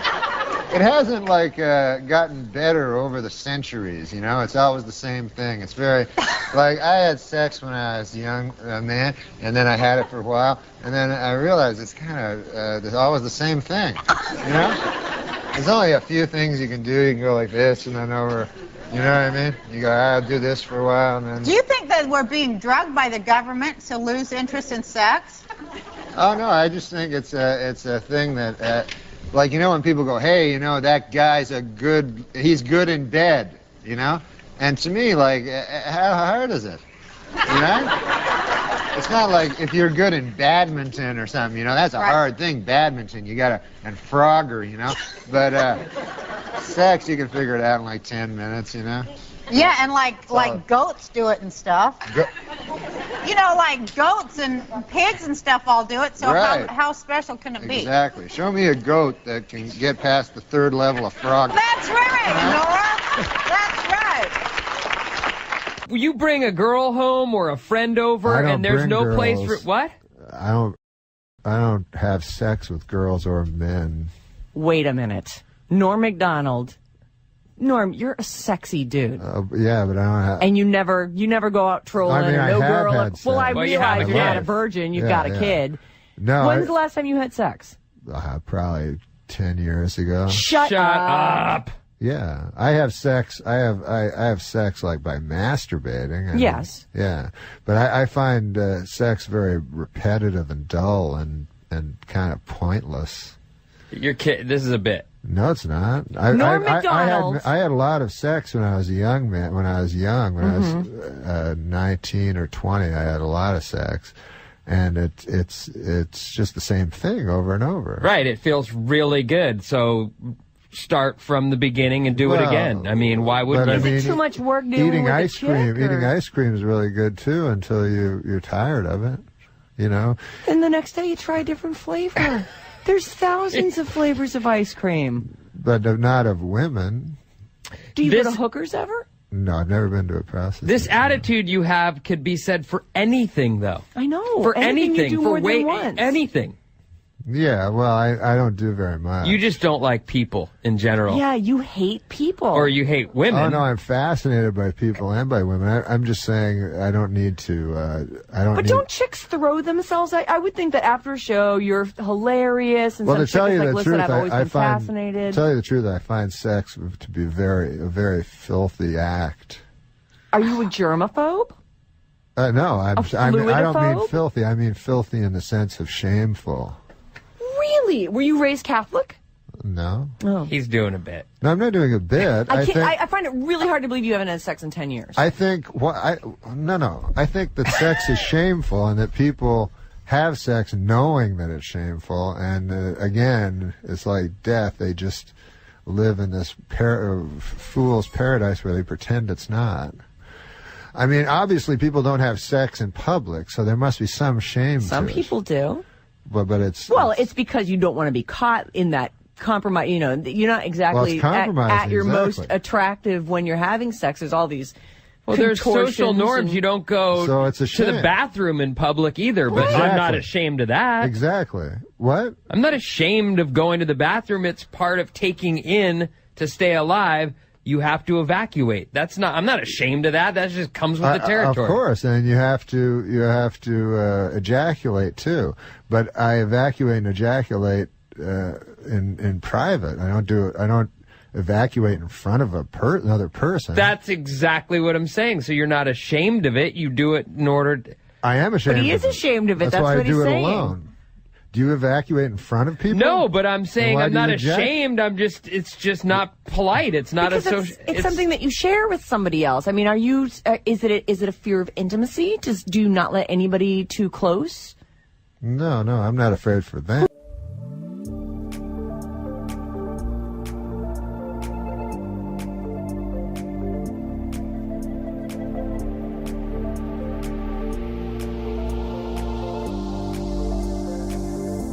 You got me going crazy, crazy, yeah. You got me going crazy. You got me going crazy, yeah.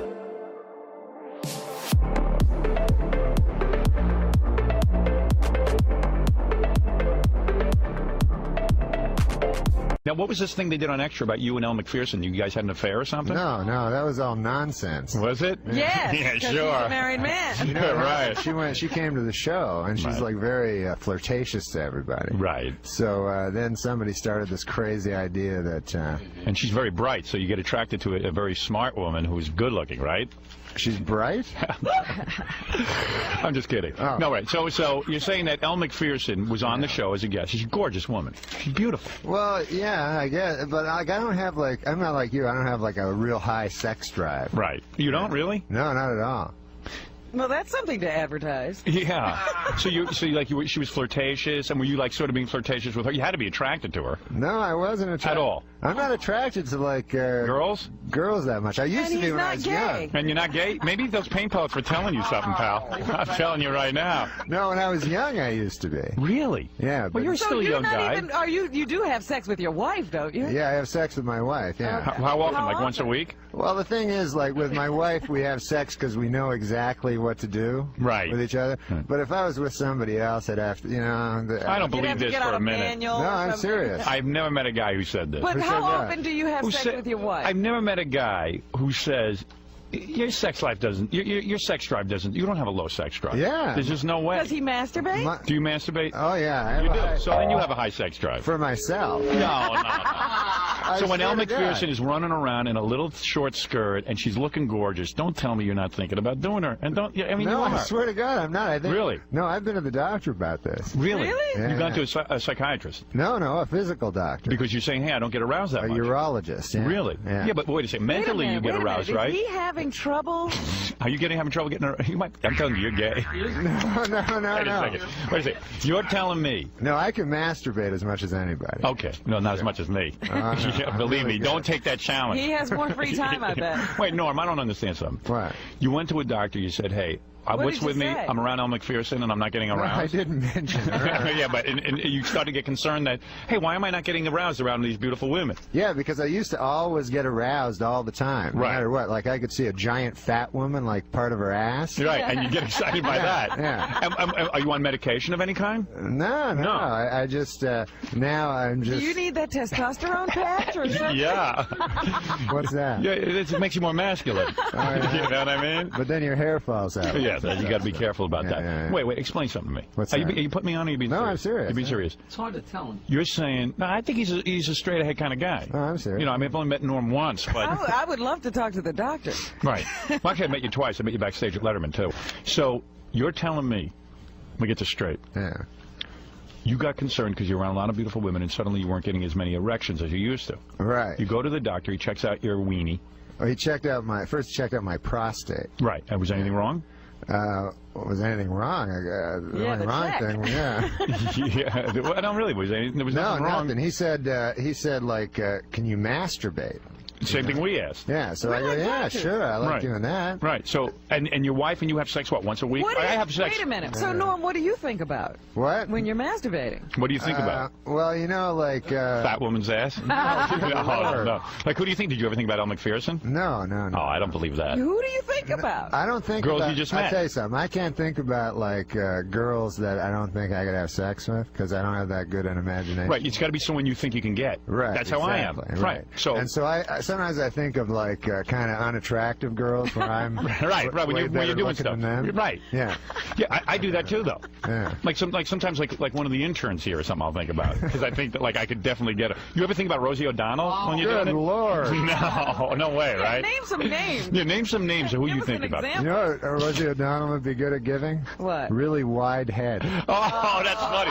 Does Rosie O'Donnell have the biggest head on the planet? Yeah, she really does. How much does her head weigh? Do you take a guess? About her head weight? Yeah. Oh, well, that age-old argument, I'm not going to get into. You're not even going to get into it. Yeah. I see. And she's on the new $100 bill. Did you see her picture? It's pretty wild. Wait a second. Now, this is fascinating because I don't know that much about you. No. Who does he think about? That's what. See, I'm old. You know, I'm like 33 years old. Oh, that's real old. I'm 42, dude. Yeah, well, I mean, gee, I didn't know you were. That's young. But it's still fun, you know. I like having sex with 33, my wife. and how many times a week do you have sex with your wife? Be honest. My wife's very beautiful. Is she? Yeah. How did you get her before you were famous? Was it a difficult thing? You know, I don't know. I was just a nice guy. Are you really charming? No. Because you're a good-looking guy. I'm not charming, but I'm just, you know, I don't know what I'm doing. Right. And then she didn't know what she was doing, so, you know, we just... You got married, like most people. Yeah. And you got married, and she's good-looking. She have a nice body and everything? Yeah, she's very pretty. And so what do you get her, like 2 times a week? What's that? What do you get her, 2 times a week? Get her. Yeah, get her. Come on, man. You're not that old that you don't know what that means. 2 times a week's a little much. You know, That's a lot. You see, you're like me. Yeah. And it happens once a week. So I'm laying in bed with my wife yesterday, and I said to her, you know, let's have some sex. She said, Saturday night I'll come visit you at the movie and we'll have sex there. Really? Yeah. She's waiting to come visit you. It's Saturday night. Saturday night is when I get sex. Then I watch you. That's like Archie Bunker or something. I usually get it at 11 o'clock, and by 11:30 we're good. And, we're all cleaned up. We're laying in bed and we're watching Saturday Night Live. That's it. So, yeah. So you have like specific days. Yeah. That's kind of sad. Yeah. Oh, so you do it spontaneously but every once a week. 3rd year. Right, so you might actually, you don't know when it's going to happen. Boy, that's exciting. It could happen anytime. Yeah, wait another couple of years. You'll be down to a Saturday night. Does your wife at least let you go everywhere by yourself, or do you have to accompany her everywhere? Go. Like after the show, when you go to this diner, do you have to go with your wife, or do you go by yourself? My wife lives in Los Angeles. Oh, she does? Wow. Yeah. Oh, that's a great marriage. Yeah. Well, I go back to Los Angeles. I'm only here like when I do the show. Oh, really? But don't you have to be here to write and stuff? Yeah, but that's only 20 weeks a year, and then the rest of the time I'm with my wife and kid. Oh, that's cool. Yeah, that's great. Also, you get a nice little break. So you were here alone, and Elle McPherson's coming on to you, and you had a little affair with her. Good Lord, no. I don't know, man. No. You know, he's setting himself up as a challenge, saying it's hard to get him aroused. Women like that. Do you hope each week for an ugly female co-host on Saturday Night Live so that you don't have to fall in love with her? Oh, man. What a... One more thing about my impression of you that I just recalled. What? I had a chance to meet Johnny Carson because of that impression. Sudden thought, when did sugar diabetes become plain old diabetes? How so? Because Johnny Carson phoned me and he said he loves Larry King and every day he reads the News and Views, which was the impression I did was your News and Views in USA Today. So I had a chance to meet Johnny Carson, which I didn't take. Why?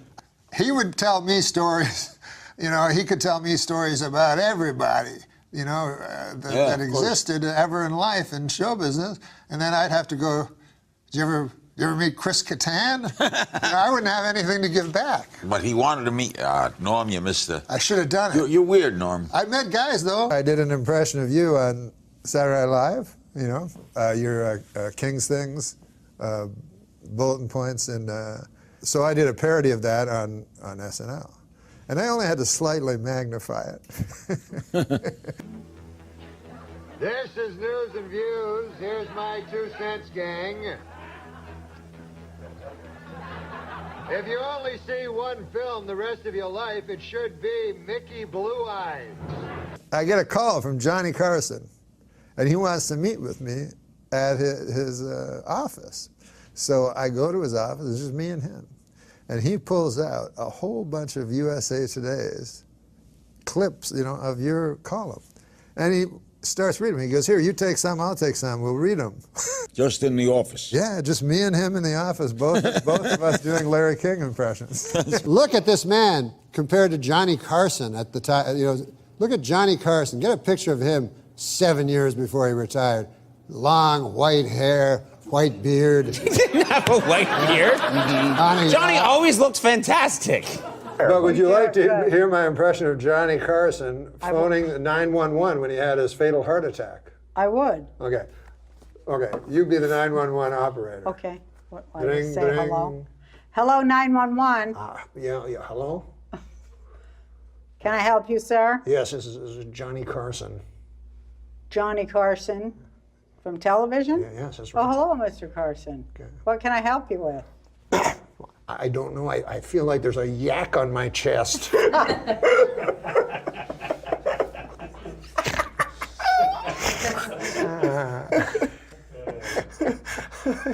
did have a lot of yak jokes, didn't you? Well, have I ever done my Johnny Carson impression for you? No, you haven't. And I'm sure this young audience would love to see it.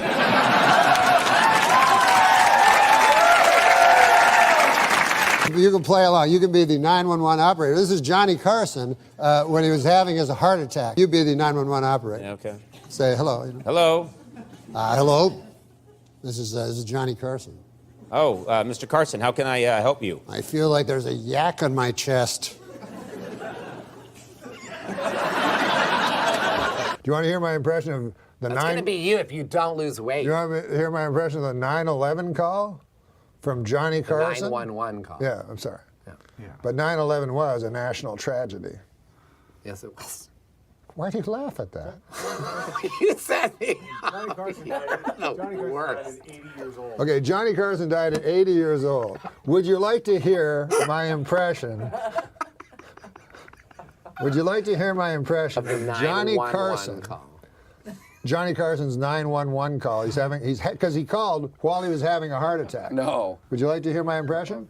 Okay, you be the 911 operator. Hello, operator Mary. Yes. What is your 911 emergency? I feel like there's a yak on my chest. Hi-oh. All right. We would like to thank Andy Dick for being on the show, and to end the show, Andy Dick will be reading a joke, and then the show's over. Good night, everybody. Andy? Purple sun. Oh, can I do a Karnak? I was trying to. Can I do a Karnak? Yeah.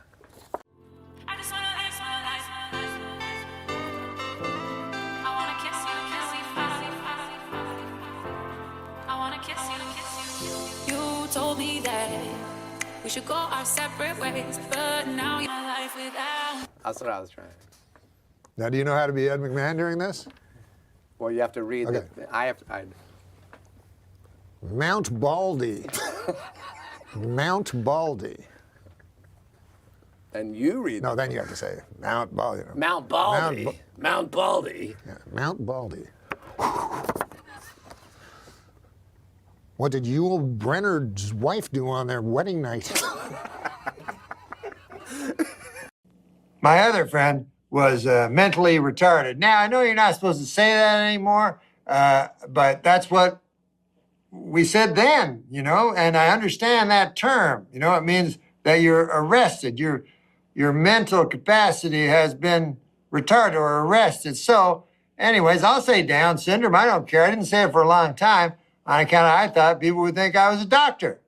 And I'd have to hit their knee with a hammer or something. I don't know. The stewardess comes up. Flight attendant! Flight attendant! I apologize. Words are different now. When I was young, if you were a flight attendant and you were a lady, we would call you a stewardess. And if you were a flight attendant and you were a man, we would call you a, wait, what? What are you guys thinking? Good Lord. What's wrong with you? I'm outraged. I'm outraged, I tell you. I'm outraged at what you are thinking. Just because I paused for a second. I was going to say a steward. If you're a flight attendant, you were male, we used to call you a steward, you know? But words have changed, folks. That's the way things go, man. They're always going to be different. You know, words, they change. That's why I can't understand goddamn Shakespeare, you know? I remember one time when I was a little boy, I went up to my dad, I said, Dad, I think I'm a little girl. And he said, I thought you had a cock. And I was like, oh yeah, you got me. Now, the only reason I tell you that is to show how hateful we were back then. You know what I'm saying? Now, every person knows that people are nuanced. They're not all evil or all good, you know. My dad did good stuff, you know. He was in the Second World War. You know, he fought Hitler. I mean, you know, he had help. It wasn't like he didn't have a fist fight with Hitler. But I'm saying he liberated us from what could have been the icy grip of Nazism. How about that? So that was his good side, you know? His evil side was this crazy idea he had that having a cock had something to do with being a boy. I don't even know, you know, where you could come up with such an idea. Nowadays, we can't even wrap our heads around that kind of thinking. But people used to actually think that. Isn't that something? Now, in other ways, my father was very progressive. For instance, we had a gender-neutral bathroom. You know, I used it, my brother used it, my sister used it, my mother used it. Anybody, didn't matter what gender you were. And you know what I was way ahead on? Slut shaming. I was always against that. These broken pieces I hold in my hands don't have a chance to mend at all. Before they get thrown into chaos again, I try to pretend I'm whole enough. We stand in this world so unsteady. I don't like words that hide the truth. I don't like words that conceal reality. I don't like euphemisms or euphemistic language. And American English is loaded with euphemisms because Americans have a lot of trouble dealing with reality. Americans have trouble facing the truth. So they invent a kind of a soft language to protect themselves from it. And it gets worse with every generation. For some reason, it just keeps getting worse. Norm, let me ask you something. Seriously, what do you do for fun? Like, name one thing you do for fun. For fun? For fun. Like, I'm going to have some fun tonight I've got or today. nothing to do today. Here's what I'm going to do. Is it spend money? It's not go Golf. shopping. You don't decorate the place. What do you do? I guess the only thing I do is I like to read sometimes. You're lying. I do. That's what I mean. That makes me. Do you feel play video games? Do you play cards? Do you solitaire? I read a lot of Mark Twain. There's only so much Mark Twain, and it's you're not much actually. Yeah. I'm reading letters from Hawaii now, something I've never read before. But I read like stuff that I read a lot of literature. And Do you go to movies? I reread it a lot. No. Great. Now that you are an author, can you tell us a little bit about your favorite books? What my favorite books of all time? Favorite books in general, all time. My favorite book is Search for Lost Time. My favorite American book is The Adventures of Huckleberry Finn. I love Russian literature, and that's what I read mostly. Yeah, you know, just the standard stuff. You know, I don't like Dostoevsky, but I like the actual good writers. So yeah, my brother still has it. If you see turkey coops going down the road, if you see birds going down the road, most likely came from Tipton, Missouri, those crates. That's where you're from, Missouri. Yeah. Mark Twain country. 2 fathoms here. Say again now? Is that a Mark Twain quote? That's what Mark Twain, Mark II. Mark Twain. Oh, that's Mark where Twain. That's where the word Mark Twain came from. Got it. On the riverboat. 2 fathoms here. Yes, sir. You know his real name? Samuel. Ellen Claiborne. No, I don't. Or something like that, right? He had it. He had it. Sam Clemens. Samuel Clemens. Do you ever read any of his work? Mark Twain? Yeah. Yeah. In the United States, it's required reading in grade school. Well, sir, my son went to a school here in Los Angeles, California. And I don't like when they teach great writers minor work. You know, I have to teach them the best work. Right? Yeah. So I went to the teacher and I said, why are you teaching my son Tom Sawyer when Huckleberry Finn, Life on the Mississippi, The Adventures of Huckleberry Finn, drawing dust on the shelf behind you? Oh, it's because it's racist. Mm-hmm. It's racist. It's the least racist book ever. It's anti-racist. Exactly. Goodness gracious, the ignorance of people. Well, what happened to the rest of the story? That was it. She said we can't do that, and that's it. She said the next thing we're going to do is Toni. We're going to study Toni Morrison, and she's rad. Wow. This is a private school that I'm paying a lot of money for. Yeah, I get you. Now listen, Dennis. Have you heard about this Huckleberry Finn thing? I heard something about they wanted to take the N-word out, right? Yeah. Anyways, I wanted to bring it up before I forgot, and then we'll get on to my my project. All right. Do you have any observation on it, any tweak on it, or just the cognizance of the fact that they wanted? No, I feel it's a thorny issue. Mm-hmm. No, that wasn't the whole thing. No. I thought you were going to go like, well, how so, or something. Tell us more, Norm. Why don't you I feel it's a thorny issue. Yeah, I'll tell me you why. too. Why, Norm? Well, you got Mark Twain, and you're talking about, for those of you who don't know, what I'm talking about, they've taken out the N-word, out of many of the books of Huckleberry Finn. Norm, they've taken out. And so you got a thorny issue that I think I have a solution to. Do you want to hear it? Oh, man. Never anything more.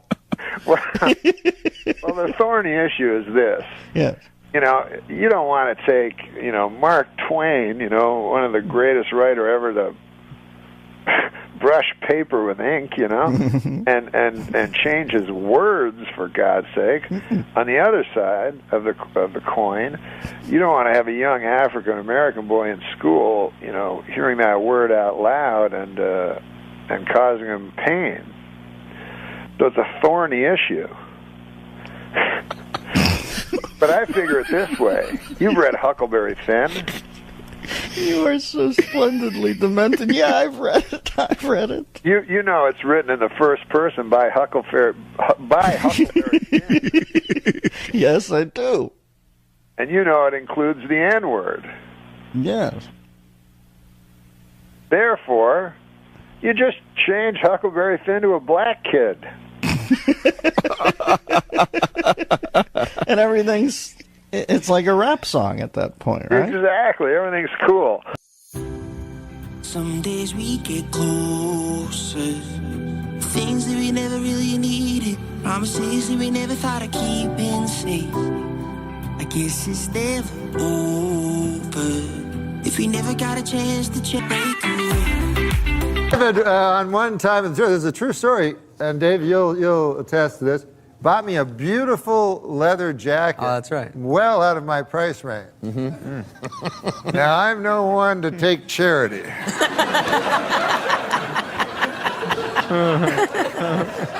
You're doing like a Mark Twain one-man show. All alone in the back. He's constantly screwing with you on every level. Right. But his word choice is, he was like Mark Twain. He had this folksy, completely out of time.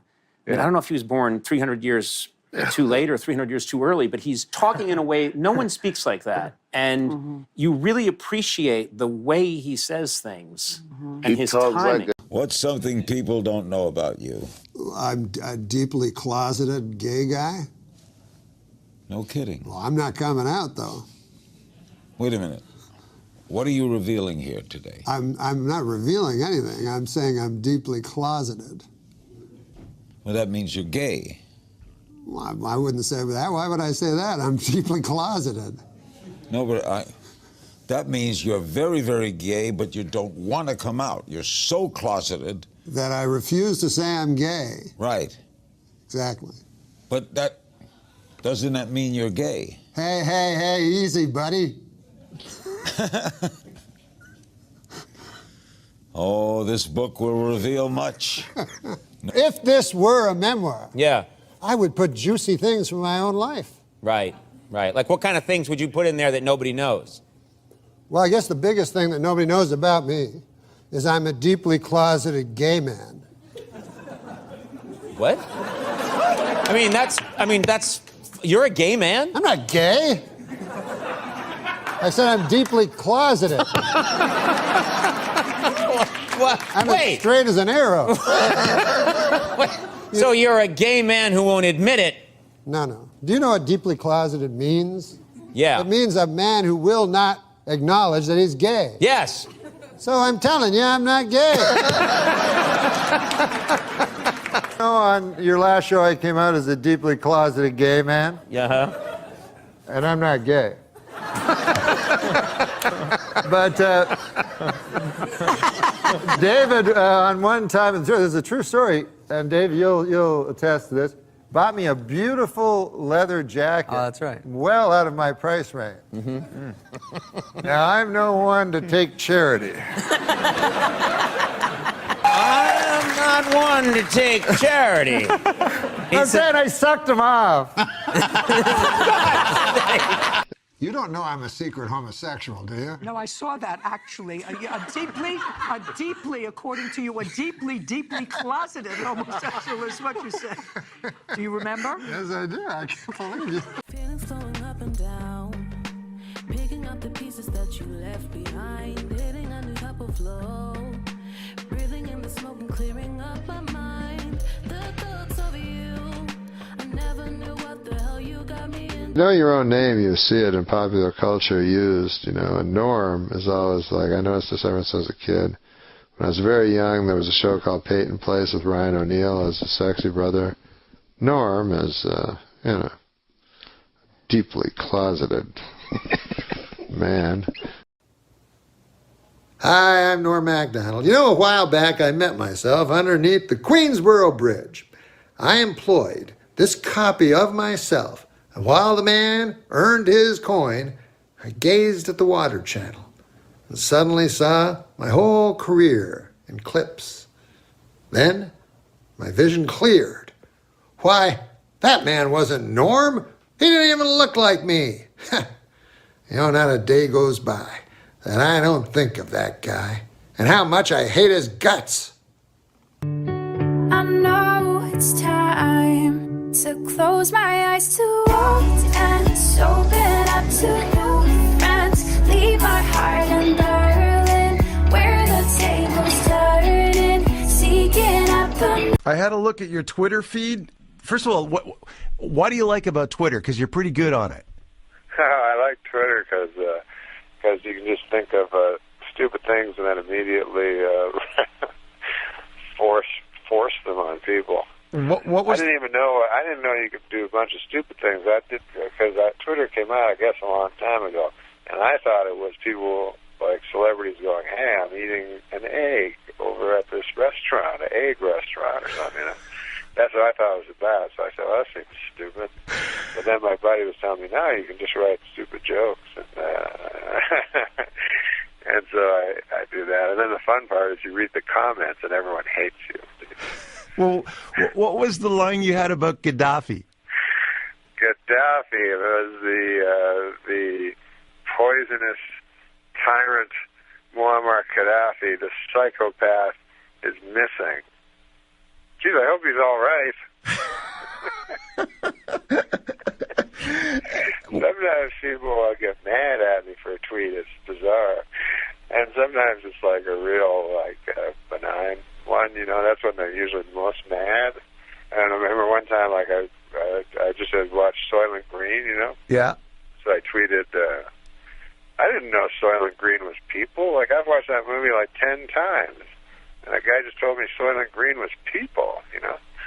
And people got so mad. Like, everybody's typing. They're like, what are you, an idiot? Of course it's Soylent Green is people, you know? Here's another tweet. You said, I'm going to die one day. That's what really kills me. And that's a good tweet. That was one of yours. I like that one. Academy Awards were on, so I said, oh, fuck, I'll just watch the Academy Awards and I'll tweet all the time, all the way through the Academy Awards. And it was so fucking fun.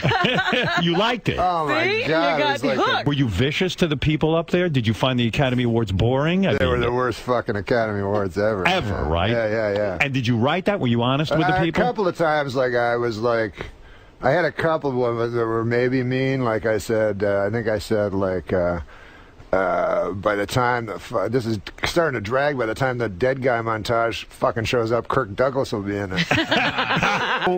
What was the line you had about Gaddafi? Gaddafi was the poisonous tyrant Muammar Gaddafi, the psychopath, is missing. Geez, I hope he's all right. Sometimes people get mad at me for a tweet. It's bizarre. And sometimes it's like a real, benign one, you know. That's when they're usually most mad. And I remember one time, I just had watched Soylent Green, you know. Yeah. So I tweeted, I didn't know Soylent Green was people. Like, I've watched that movie like 10 times. And a guy just told me Soylent Green was people, you know. And people got so mad, like everybody's typing. They're like, what are you, an idiot? Of course it's Soylent Green is people, you know. Here's another tweet. You said, I'm going to die one day. That's what really kills me. And that's a good tweet. That was one of yours. I like that one. I don't know what it is with that voice of yours. When I read your tweets, everybody that I talk to also reads them in Norm's voice. And it makes it that much funnier. Everybody started, during the Oscars, we all start tweeting our shit during the Oscars, past Oscars. And one of my buddies, Travis, actually retweeted and said, you got to follow Norm MacDonald. And I'm like, I didn't even know you were on or shit, so I started following you. And they were hilarious. Like the funny thing, when are you going to thank the computer? Every fucking tweet. When are you going to thank the computer? Just shit like that is stuff that no one else was tweeting. It's out of your mind shit. I just found out about that Twitter shit. It's great, and you got so many followers really quickly, and didn't have to pull a Charlie Sheen with it. It was just funny shit, man. But when you go to hit the send, you fuck for a second. You go wait, because it's just off the top of your head, and it's right there, yeah. And I don't do drugs or alcohol, thankfully, because I'm sure guys could really fuck up and say bad things. They have. Norm's tweets, like some of them are not supposed to be funny. They're like profound, poetic. I deleted a lot of that. Because I'd read my responses, cool. They go, you fucking asshole, you're funny. I'm like, oh. That's just it. You can't stop being like, if you're funny and then you got like a serious comment, like I would tweet some ridiculous shit, but then I'd go like, Obama gave a speech. Let me give a little feedback on what I believe of Obama. You racist, fucking conservative, fucking rich motherfucker. Some people too, fucking think it's serious. Like I tweeted one that I said my something, I don't know. I said my father was brutally murdered last week, and it's only now I can look back and laugh. And then these people would fucking answer.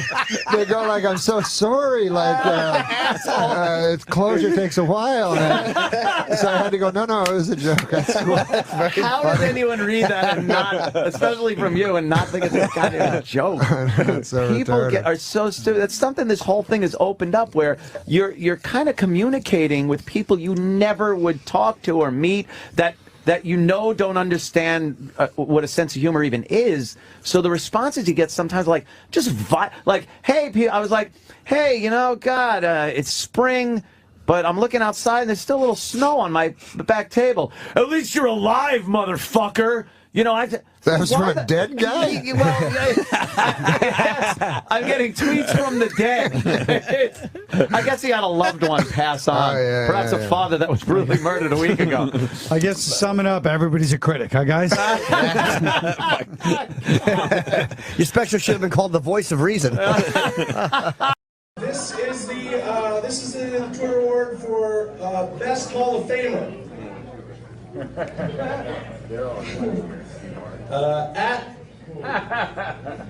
Going real well. At Albert Brooks. I installed the stripper pole outside my house. Haven't caught one yet. Steve Martin to go. OMG, President Lincoln has been shot.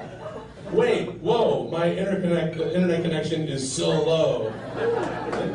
At Alec Baldwin, how many friggin' times I gotta say it? 27, she's 27, geez. That's the girlfriend. At Ali Yankovic, breaking news, Netflix splits off into a third company called Vernster, where you can rent nothing but Ernest P. Worrell movies for $5 a month. And at NORM MACDONALD, rest in peace, Amy Winehouse. We lost a true heroin addict today.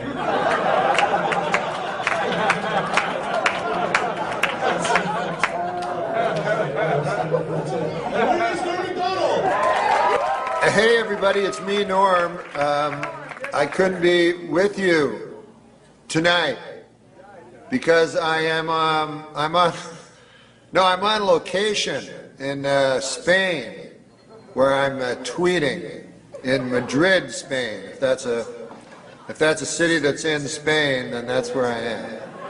And but I'd like to thank National Lampoon for the good people there. What did they do? They took a once great franchise and burned it asunder. So I'd like to thank them, and I'd like to thank everyone that helped me win this award. Except there aren't any, because it was just me and a computer. I would like to thank the computer. What else? Let me think. It's pretty cool, you know, how far technology has come. Like you people are probably saying right now, hey, look, Norm has hired an entire film crew in Spain, and now he has filmed himself at great expense and has sent the reels over to the United States, and now, but no, you could not be wronger. I am doing this on a telephone. What make you of that? I know, you're saying, hey, Norm, that cannot be right. A telephone is used for telephoning. People take a telephone and they telephone other people and they say, what time is it there? Where you are with your telephone, because it's not the same time here. But that is just the sort of Philistine pig ignorance I've come to expect of you animals. The fact is, welcome to the future. That's all I can say. Welcome to the future. And I myself love Twitter. I follow everybody, you know. I follow Shelby Firo, who, you know, who has her amusing, is angst a word? I've heard that word before. And I direct messaged her once. That's a true story. And she direct messaged me back. And it was either her or Chris Hansen. Who knows nowadays? But you can find anybody on Twitter. And I enjoy Eddie Pepitone and his tweets, which look to me to be the longest suicide note in history. But thank you for the award. And God damn, I'm telegenic. I was at a party with a friend and I noticed you first, and you returned my gaze, knew how to quench my thirst. You took me to that room like a dream come true. The dance you performed was just for me and you. Kisses on the neck, then you work your way down. Let yourself go for me all around town. Seductively stood before me.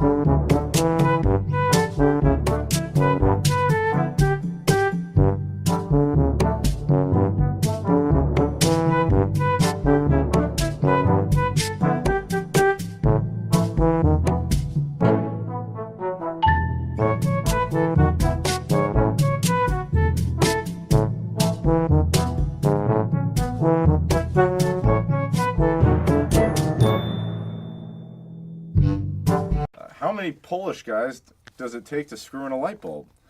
The question cannot be answered because Polish people are so fucking stupid that no matter how many of them are available, none of them would ever be able to complete that simple task.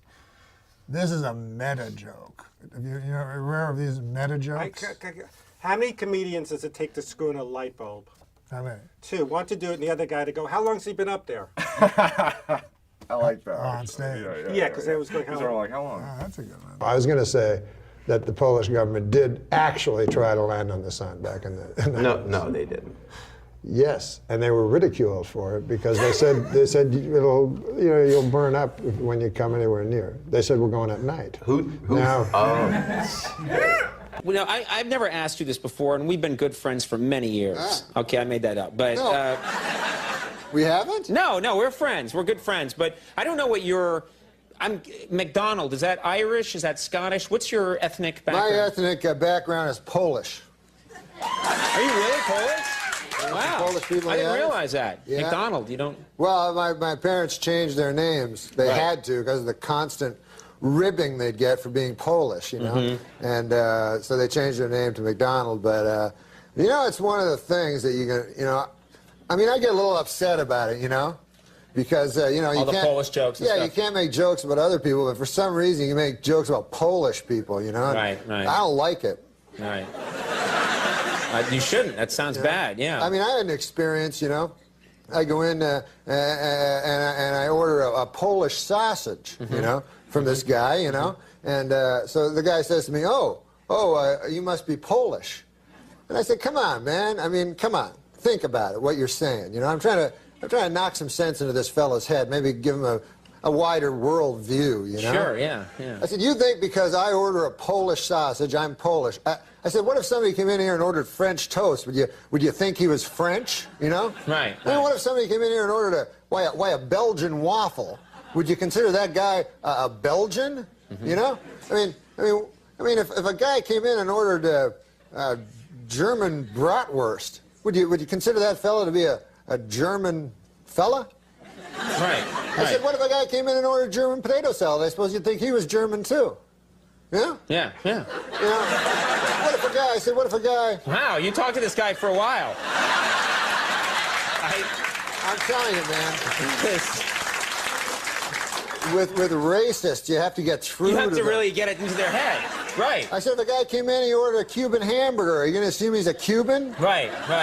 I said, I think it is absolutely ridiculous that just because I come in here, I order a Polish sausage, why would you jump to the fact that I'm Polish? Right. And the guy says to me, well, first of all, it's a hardware store.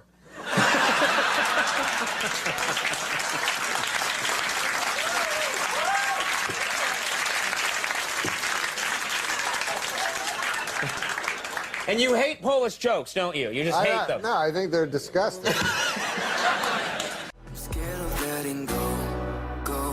I'm scared of letting go. I'm scared of letting go. I'm scared of letting go of everything in the past. When I first met you and I saw you, I was like, oh, he's doing like a Jerry Norm thing. Yeah, completely. Seinfeld and Norm.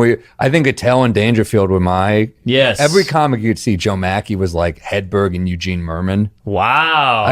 You could always see who people were kind of influenced by in their first couple years. And for you, it was Norm MacDonald. I still remember when he made it to the finals on Who Wants to Be a Millionaire. He made it to the $1 million question, and he bailed because it was for charity. But it turned out he knew the right answer. So this is a guy who, by all accounts, was like self-educated. Yeah. And made it that far. I mean, tell me what you want to do. I think Pinehurst is too obvious, so I guess I will say what's the matter? Greenbrier.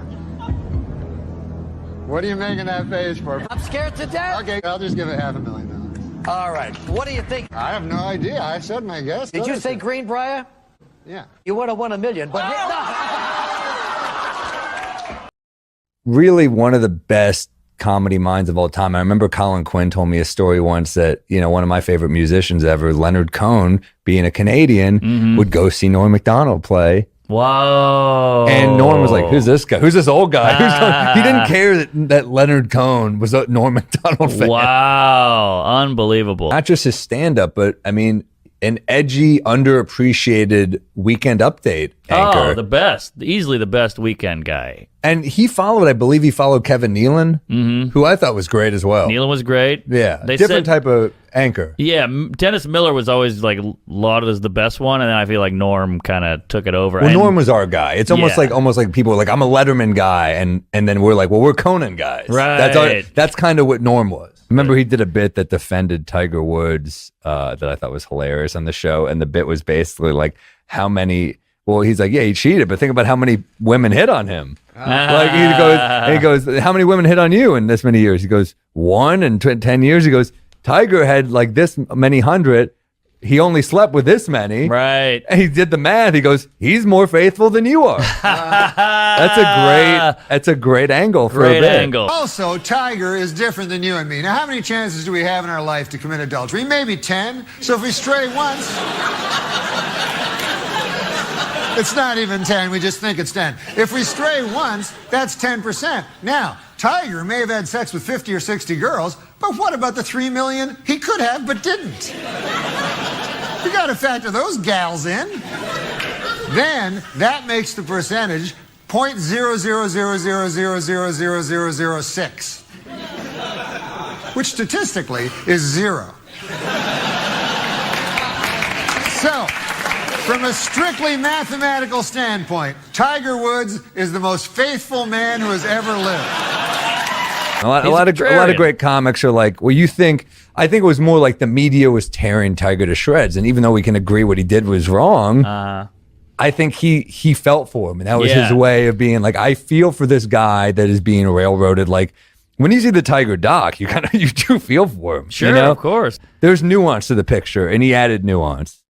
That's what I think. That's what I took from the bit. He was a true comic legend. I mean, so many comics revered him. He was a comics comic. And it's rare for those guys to break through and have the mainstream success that Norm had. But he really did, you know? Yeah. He had a lot of failed pilots, but he kept getting the pilots because I think he was one of those guys, I think even the suits were like, nah, he's good. Like, he had that kind of pure... tall, good-looking guy, great observational, could work clean, kind of had all the tools of what a mega star stand-up should have, but he was just so dry and such a disruptor that would get in the way sometimes. But, totally. You know.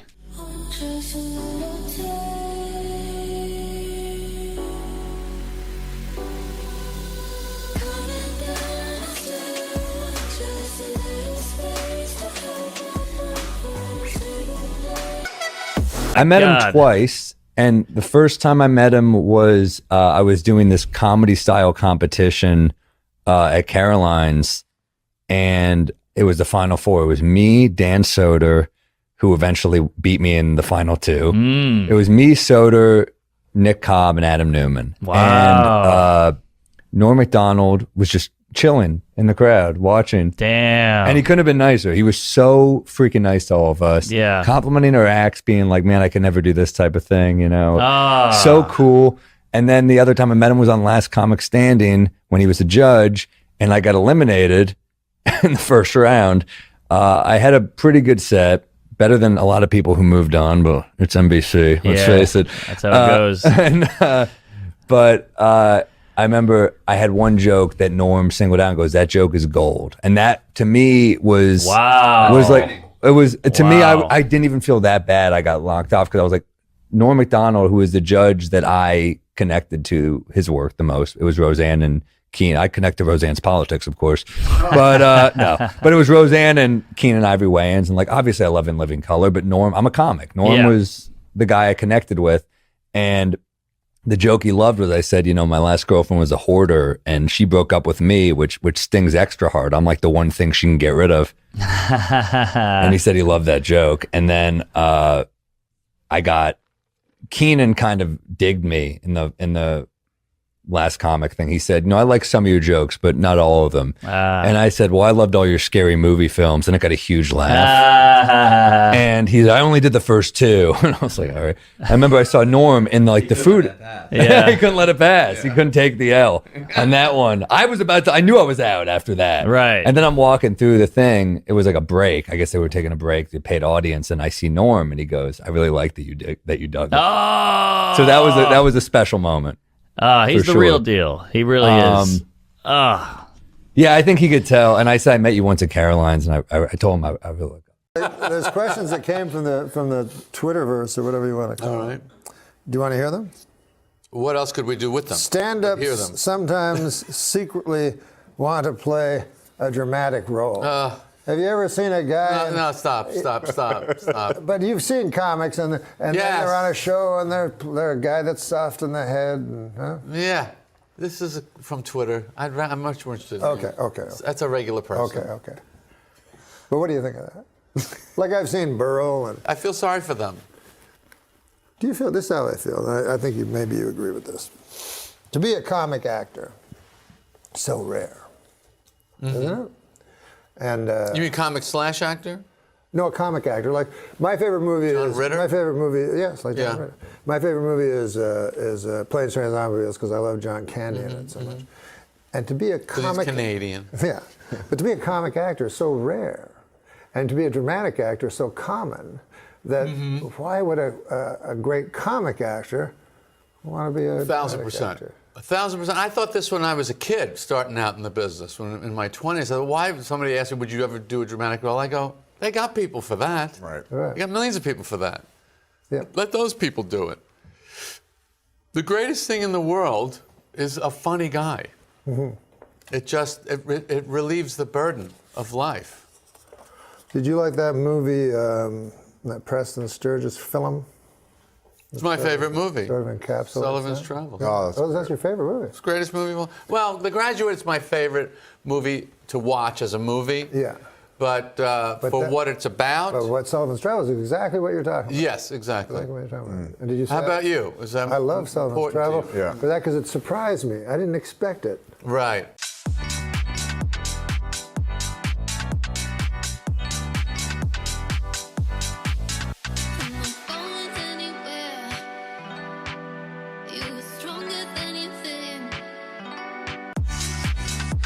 What surprises you about me? What surprises you about me? You mean just during this interview? Just in general. You seem kind. That's surprising?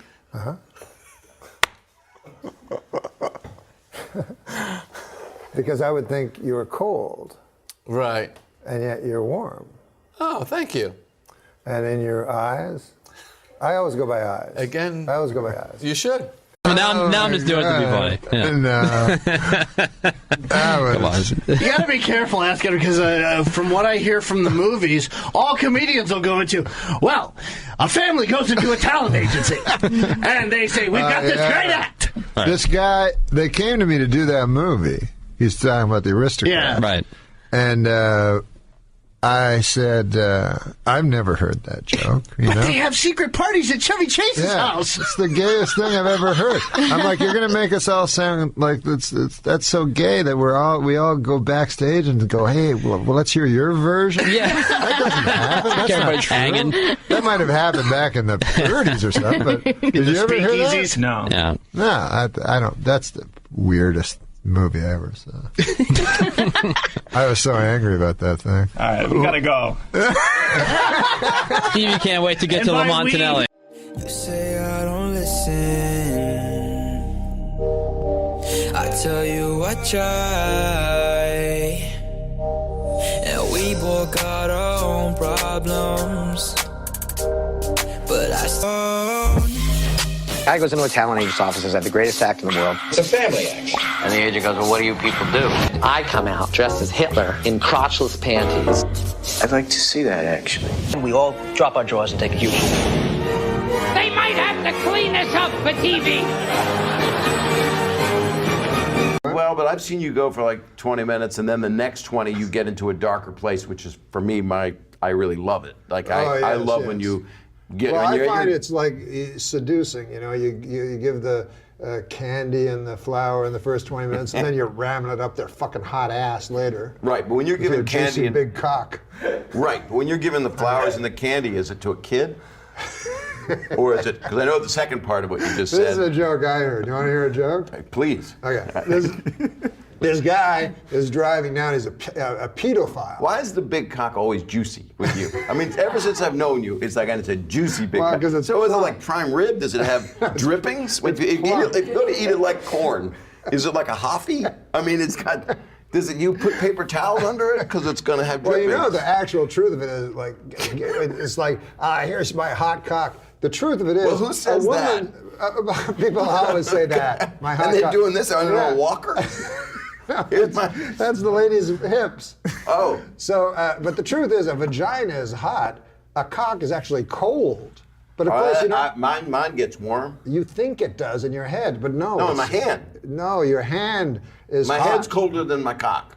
Your hand is colder than your cock. Yeah, if I touch my head and then touch my cock is hotter. Yeah, but it's nowhere near as hot as the woman's vagina. So she's getting a cold depend cock. on the woman? That's where they came with the impression, the cold cock punch. But here's the joke. No, the cold cock punch has nothing to do. But here's the joke. Cold cock it's got cock a trigger. Yeah. So you're cold cocking like you would a trigger. Yeah, you're way Not off. like a hot cock that you hit somebody with their hot. Here's a hot cock, I'm gonna knock you out. That's interesting. I It's didn't not know bad. that. It'd be cool if I had a So cock that I comes, could that knock makes someone sense. out. Oh, that'd be great. Cold cock. You censor this? No, but this is the joke. You're just gonna cut I don't the word really want to do juicy. this joke because we want to get onto stuff, but I'll tell you quickly. Please. So it's a guy, a pedophile, is driving in a car, and he sees a kid, and the kid is going through a dumpster, and the kid finds a welding hat. A lot of things happen in this joke, coincidentally. Right. He finds a welding mask, and the kid puts on the welding mask, and he's running around having fun with the welding mask. And the pedophile goes, "You want to drive, kid?" The kid goes, "Sure." So the kid gets in, and the pedophile says to the kid who's wearing this welding mask, he says, "Do you like to get your cock sucked?" And the kid goes, "Oh, no, what? No." And he says, do you want to suck a cock, suck my cock?" "Oh, no. Well, how about would you like to get my big juicy cock shoved up your hot ass?" It's gonna have a clean punchline. I So know that. finally the kid goes, "Oh, I understand. No. I'm not actually a welder." Right. That's a crazy joke. Hey, do you want to take? Hey, Want to take some questions? I asked my Twitter followers for questions for Bob Saget. But is it pedophile? Is that the actual word? It's pedophile, isn't it? No, it's pedophile. Is it pedo? I was at a party with a friend and so I noticed you first. And you returned my gaze, knew how to quench my thirst. You took me to that room like a dream come true. The dance you performed was just for me and you. Kisses on the neck, then you work your way down. Let yourself go for me all around town. Seductively still. You're a bisexual. Is that true? Yeah. Somebody asked me today, your producer actually, said, "So you came out a couple years ago, and what was that like? Was it a big?" I said, No, I didn't. I've never hit it. Yeah, but you've never come out. I never came out. I didn't have to. Excellent. Yeah. I just thought of an idea. What's that? What if he comes out here on the show? Brilliant idea. For comedy weeks? Bisexuality is a real thing. Some people don't think it's real. They don't think it's real. Yeah. The joke that I heard is, like with me, people say, when I say I'm bi, straight people say, yeah, whatever, you're gay. And gay people say, yeah, whatever, you're gay. Like it's a cover up. Isn't that interesting? Because Yeah. I think the opposite. That it's a cover up to being Not straight? a cover up, but I think that bisexuals are straight. I even think gay guys are straight. Yeah, I know what you mean, but that's because you are so straight. No, that's really what it is. This is why, because let's say you're gay. You can't right? comprehend. And you. No, I can comprehend. But let's say there really is such a thing as bi. But go ahead, let me hear it. Let's say you're gay. Yeah. Strictly gay, right? In society. Okay. Yeah. And you're hiding it. You marry a woman, you fuck her, you have kids, right? This happens all the time. Happens all the time. Now, let's take the reverse of that. Let's say you were straight. Can you imagine, just completely straight, could you imagine a scenario where you would enter a gay relationship, get your ass fucked every night for years just to put on appearances for the folks next door? I think a guy that fucks asses has an easier time fucking a pussy than a guy who generally fucks pussy moving over to a guy's hairy ass. It's all, No, I don't put it that way. No, I don't think, because to me it's not, I think you're just confused. Okay. Because I think it's not about gender for me. It's not about gender. No, it's like playing playing the numbers. Just, I mean, it makes sense. It's just like me being attracted to somebody doesn't have to do with whether they're a man or a woman. Yeah, what does it have to do with? No, I almost said their personality, but but it does. I mean, that comes into play. But it's like, to me, this sounds even more shallow, but just beauty. Yeah. And men, you're a very beautiful man. It sounds less shallow. Well, no, it's shallow if you're just attracted to like a hot car. Yeah. You know what I mean? We're getting into some because intimacy and sex is what There's love and then there's sex, and sometimes they happen at the same time. Yeah. And sometimes it's just sex, and sometimes it's like there's just a hot woman or a hot guy. Are bisexuals? Do they generally get to in the homosexual part use their cocks? Do you know what I mean by that? Everybody uses their Well, cocks. no, they're not the guy getting fucked up the ass. That's the other weird thing. When a guy has that kind of... I have had relationships with guys that really are straight. But I am having sex. I'm popping it up. Yeah.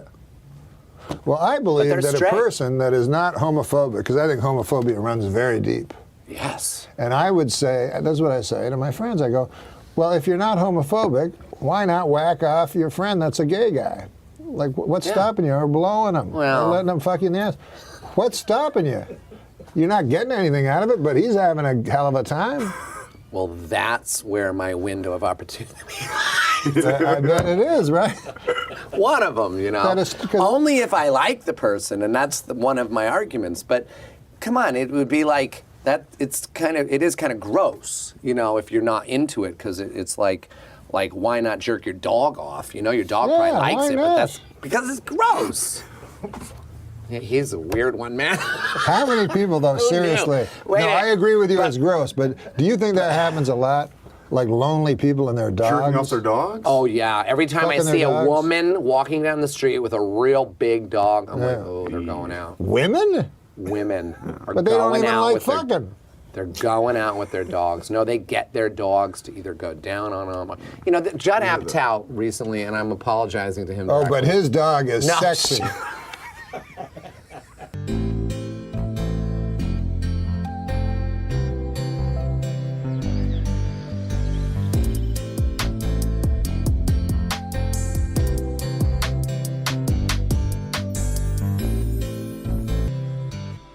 I just thought of a good show. Fucking with the Stars. Now that I would win. Who would not watch right that? to the top. I would watch that. You good at every fucking? week. You're probably good at fucking. Yeah. Yeah. I never opened up about my own sexuality, but I will right now. Uh-oh. I'm bad at whacking off. What? Bad at it? Yeah. How could you be bad at it? I know. You would think it would be easy. It would be fortunate. You cannot make yourself come? Oh, I can, but at the wrong times. And I didn't even know about lotion. Oh, till when? Till somebody that was intimate with me said, "What are all those big red scabs on your cock?" And I was like, "That's from my fucking furious whacking off." When was this? How many years ago? I used like gloves. What kind of gloves? Sandpaper. No, look, I'm not good at sex. Yeah, no, at all. No, nothing. It doesn't interest you. That's the reason. Yeah. You got to be interested in something. This is my move. First of all, I'm not good at getting ladies. Because you don't care. Yeah, so I'll try to, I try to make it fast. Like, if I see a girl drinking at a bar, right? I'll go up behind her. I'll go. I can get us a bottle. And that doesn't work very often. But sometimes wanna it get does. right. Yeah, I want to get right. Then I get the lady, I turn off all the lights in the room so it's pitch black, and then I lay down on top of her for 5-10 minutes. And I don't get a lot of return people. Go well. But you remind me of a guy that's good at fucking. I love it. Fucking and sucking. The biped joke will go down in history as the most obscure. Who did you meet having coffee? Toady Field's daughter. Holy Lord. How about that? Oh my God. I was excited. You have no idea who that is. No. And is she a biped or? I don't know which side of the family she takes after. You know what That's a great joke that only I get. The big news is Oscar Pistorius. Yeah, huge news. And I don't like him, don't care for him, never did. Really? You don't like Oscar Pistorius even before he... What are you doing? I have something in my tooth. Okay. Okay. Yeah. I didn't like him. You're saying, I mean, a lot of people don't like him now that he a lot murdered of people, somebody, but, yeah, but before that, allegedly. But also, really. Yeah. But yeah, I don't have problems with the murder. Right. But I never liked him racing with them things that look like something Wile E. Coyote would order. And what? Well, they you were. had a problem with him racing with his blades. His blades. He was the Blade Runner. Yes, he Those was. Teflon blades. I did have a big problem with it. My favorite story of all time is Pistorius.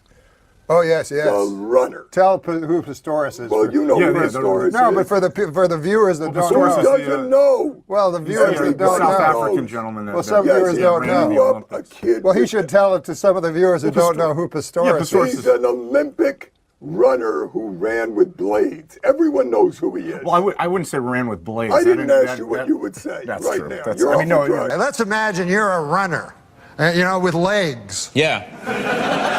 And then you go home, you go, oh, I lost, honey. Who'd you lose to? Guy with no legs.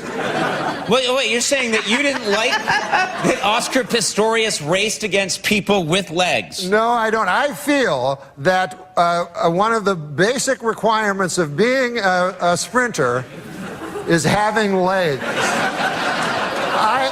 I feel that they should say, okay, listen, let's, hey, what about you? I don't think you can be on the team. Why not? Well, you're not a biped. You have no legs, so scram. Okay. You take your time as long as you want. But get the hell out of here. No one's going with you on this. Nobody is with you on this at all. Except the feller at home that's like, that son of a bitch I lost my race to that got no legs. Are you saying he had an unfair advantage because he had these? Well, of course. He had rocket ships. They're not rocket ships. Okay. Andy, help me out here. No, it's still him running. Yeah. Oh, yes. Well, guys, I agree with you then. Oscar Pistorius is a scholar and a gentleman. All right. He's a murderer. They turned it around on us. Alleged murderer.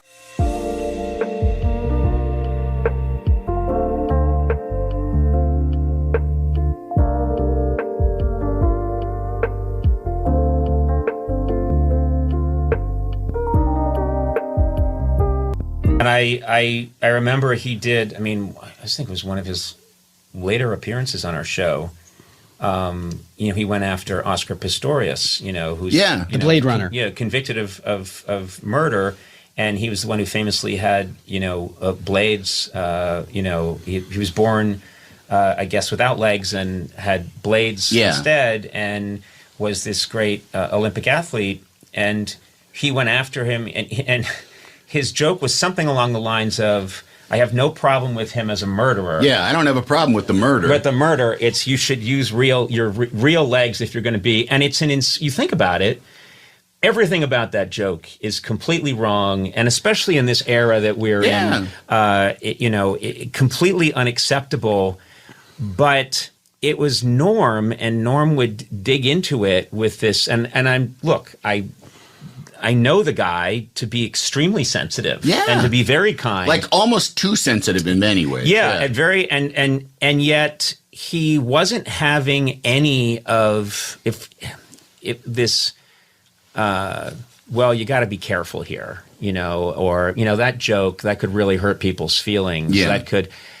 He, I think, made some kind of deal with himself early on that across the board he was not going to care. Yeah. About Nobody's that. going to tell me what to say. Yeah, no one's going to tell me what to say, and I think, you know, his line was, one of the basic requirements of being a sprinter is you have to have legs. Right.